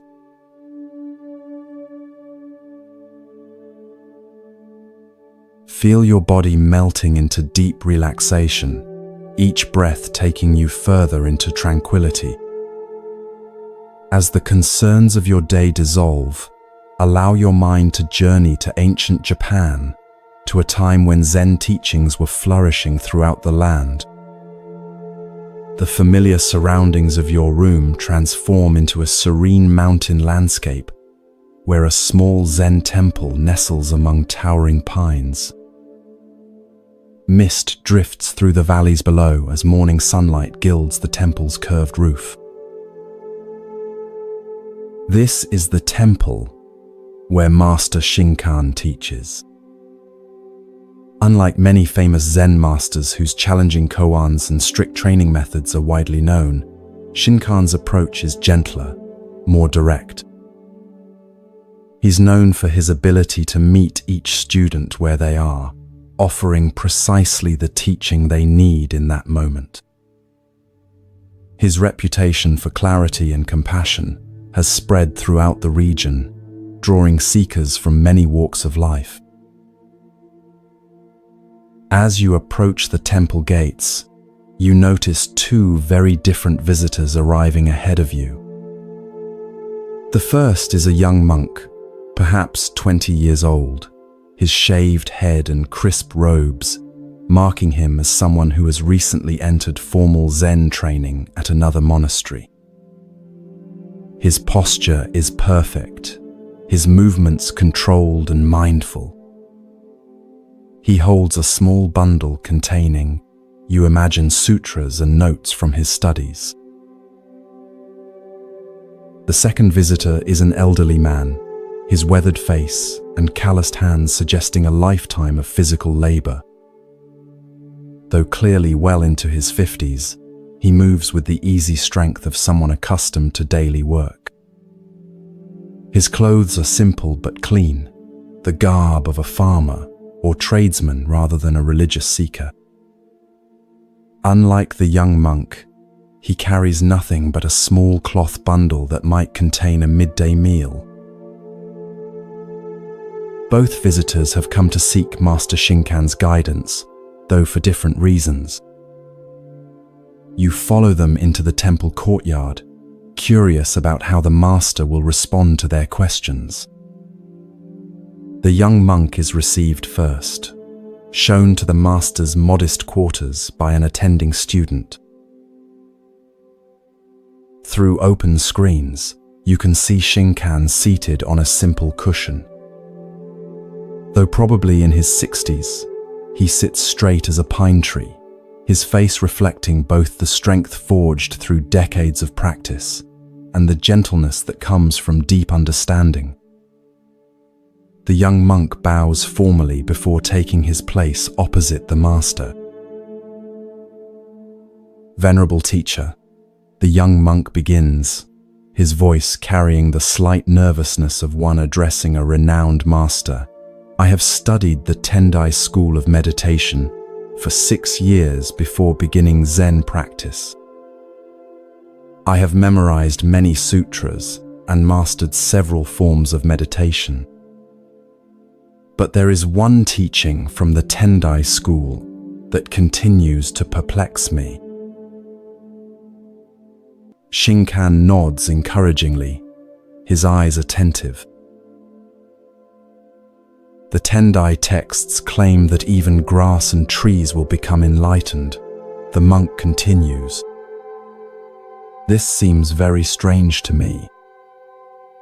How can non-sentient beings like plants achieve Buddha nature? They have no minds with which to practice meditation, no consciousness to realize enlightenment. Can you explain this teaching? You watch as a subtle smile crosses Shinkan's face, not mocking but gently amused, as if the young monk has inadvertently revealed something significant through his question. The master is silent for a moment, studying the earnest face before him. Of what use is it to discuss how grass and trees become enlightened? Shinkan asks, his voice gentle but direct. The question is how you yourself can become so. The young monk appears momentarily taken aback by this response, which neither confirms nor denies the Tendai teaching, but shifts the focus entirely. He opens his mouth as if to ask a follow-up question, then closes it again, seeming to sense that pressing for a more elaborate answer would miss the point of Shinkan's response. After a moment, he bows deeply and withdraws, his expression thoughtful rather than disappointed. Now the elderly visitor is shown in. His bow to the master is respectful, but less formal than the monk's, suggesting a different relationship to religious protocol. He settles himself on the cushion with the natural ease of someone comfortable in his body. Master Shinkan, he begins, his voice carrying the roughness of age but also a quality of directness. I am a simple man who has worked the land all my life. I never had the opportunity for formal study or temple practice. But my neighbor, who visits your temple sometimes, has spoken of your teachings about Buddha nature. I wonder, can someone like me, with no education or proper training, still understand the deeper truths of Buddhism? Shinkan's face warms as he regards the elderly man. Did you consider the grass and trees on your journey up the mountain to this temple? He asks. The older man looks puzzled but nods. Yes, of course. The pines along the path are particularly beautiful this season. And did they bow to you as you passed? Did they demand to see your credentials or test your knowledge of the sutras before sharing their beauty with you? A slow smile spreads across the elderly man's face as he grasps the meaning behind Shinkan's questions. "No," he replies. "They simply were as they are." "Just so," says Shinkan, nodding. "Buddha, nature is like this, freely given to all beings without distinction, requiring no special qualification or achievement. The trees and grass never worry about becoming enlightened. They simply express their nature fully. Perhaps they have something to teach us about the direct path." The elderly man's eyes shine with understanding. What might have taken years of philosophical study to grasp intellectually, he has understood immediately through Shinkan's simple metaphor connected to his own experience. As the older man leaves, you notice the young monk waiting in the courtyard, still contemplating Shinkan's response to his question. Seeing the elderly visitor's peaceful expression, the monk approaches him. "Pardon me," the young monk says, "but I couldn't help noticing your meeting with Master Shinkan. May I ask what teaching he shared with you?" The elderly man smiles. "He helped me understand how grass and trees become enlightened," he replies simply, then continues on his way down the mountain path, leaving the young monk staring after him in astonishment. This elegant story illuminates several profound aspects of Zen wisdom and teaching. At its heart is the contrast between intellectual understanding and direct realization, a distinction that lies at the core of Zen practice. The young monk, with his years of formal study and memorization of sutras, approaches spiritual practice primarily through concepts and theories. His question about grass and trees becoming enlightened reflects this conceptual orientation. He's trying to fit a puzzling teaching into his intellectual framework. Shinkan's response, "Of what use is it to discuss how grass and trees become enlightened?" The question is how you yourself can become so, gently redirects the monk from abstract speculation to the essential matter of personal awakening. This redirection is not a dismissal of the monk's question, but an invitation to move from third-person theorizing to first-person investigation. True Zen understanding doesn't come from accumulating concepts about enlightenment, but from directly realizing one's own Buddha nature.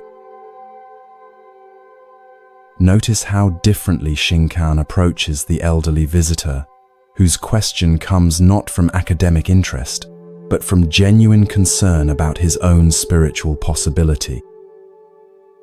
Rather than offering a philosophical explanation, Shinkan uses the immediate experience of trees and grass to point toward the universality and inherent nature of Buddha nature. The teaching is tailored perfectly to this student, connecting with his lifelong relationship to the natural world, rather than requiring familiarity with Buddhist texts or terminology. The fact that the elderly man immediately grasps what the young monk has been puzzling over highlights another Zen principle, that direct realization often comes more easily to those with fewer preconceptions and intellectual complications. The elderly man's lifetime of practical work and observation of nature has prepared him for direct seeing in a way that the monk's accumulation of concepts actually hinders. As the Zen saying goes, in the beginner's mind, there are many possibilities, but in the expert's mind, there are few. The title question itself, How Grass and Trees Become Enlightened, contains a misconception that Shinkan skillfully addresses without directly refuting. The question assumes that enlightenment is something to be achieved, a state to be entered through effort or practice. But from the Zen perspective, Buddha nature is not something acquired but recognized. It is the inherent nature of all beings, including plants. Grass and trees don't become enlightened. They already express their Buddha nature perfectly through simply being what they are, without self-consciousness or striving. This points to a fundamental teaching about our own practice, that awakening is not primarily about adding something new, but about recognizing what has been present all along. Like grass growing naturally toward the sun, our Buddha nature expresses itself most perfectly when we stop trying to achieve special states and simply allow our natural awareness to manifest without interference from excessive thinking and doing. The young monk's reaction to the elderly man's parting comment suggests the beginning of his own shift from intellectual understanding toward direct realization.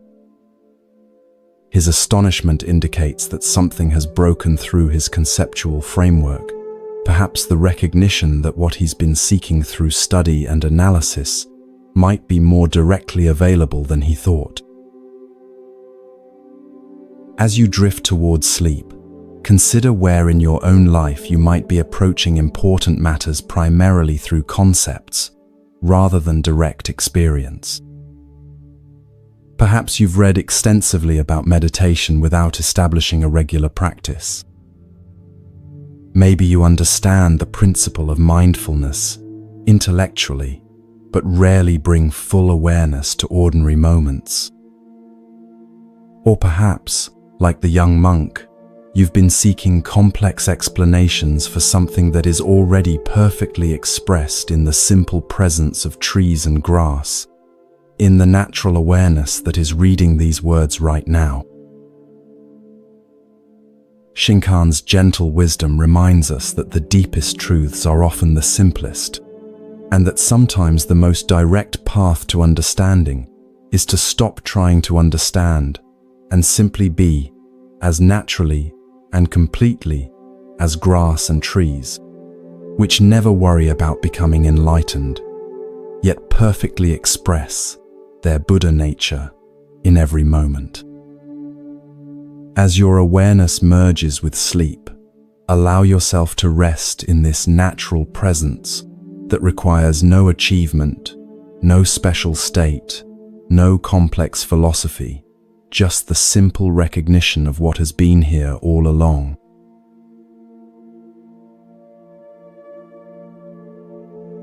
As our first journey through these ancient wisdom tales comes to a close, allow these teachings to settle gently into your heart. Like seeds planted in fertile soil, they'll continue to grow in your awareness long after these words fade. Remember Hakuin's profound equanimity, showing us how to meet life's challenges with the simple response, "Is that so?"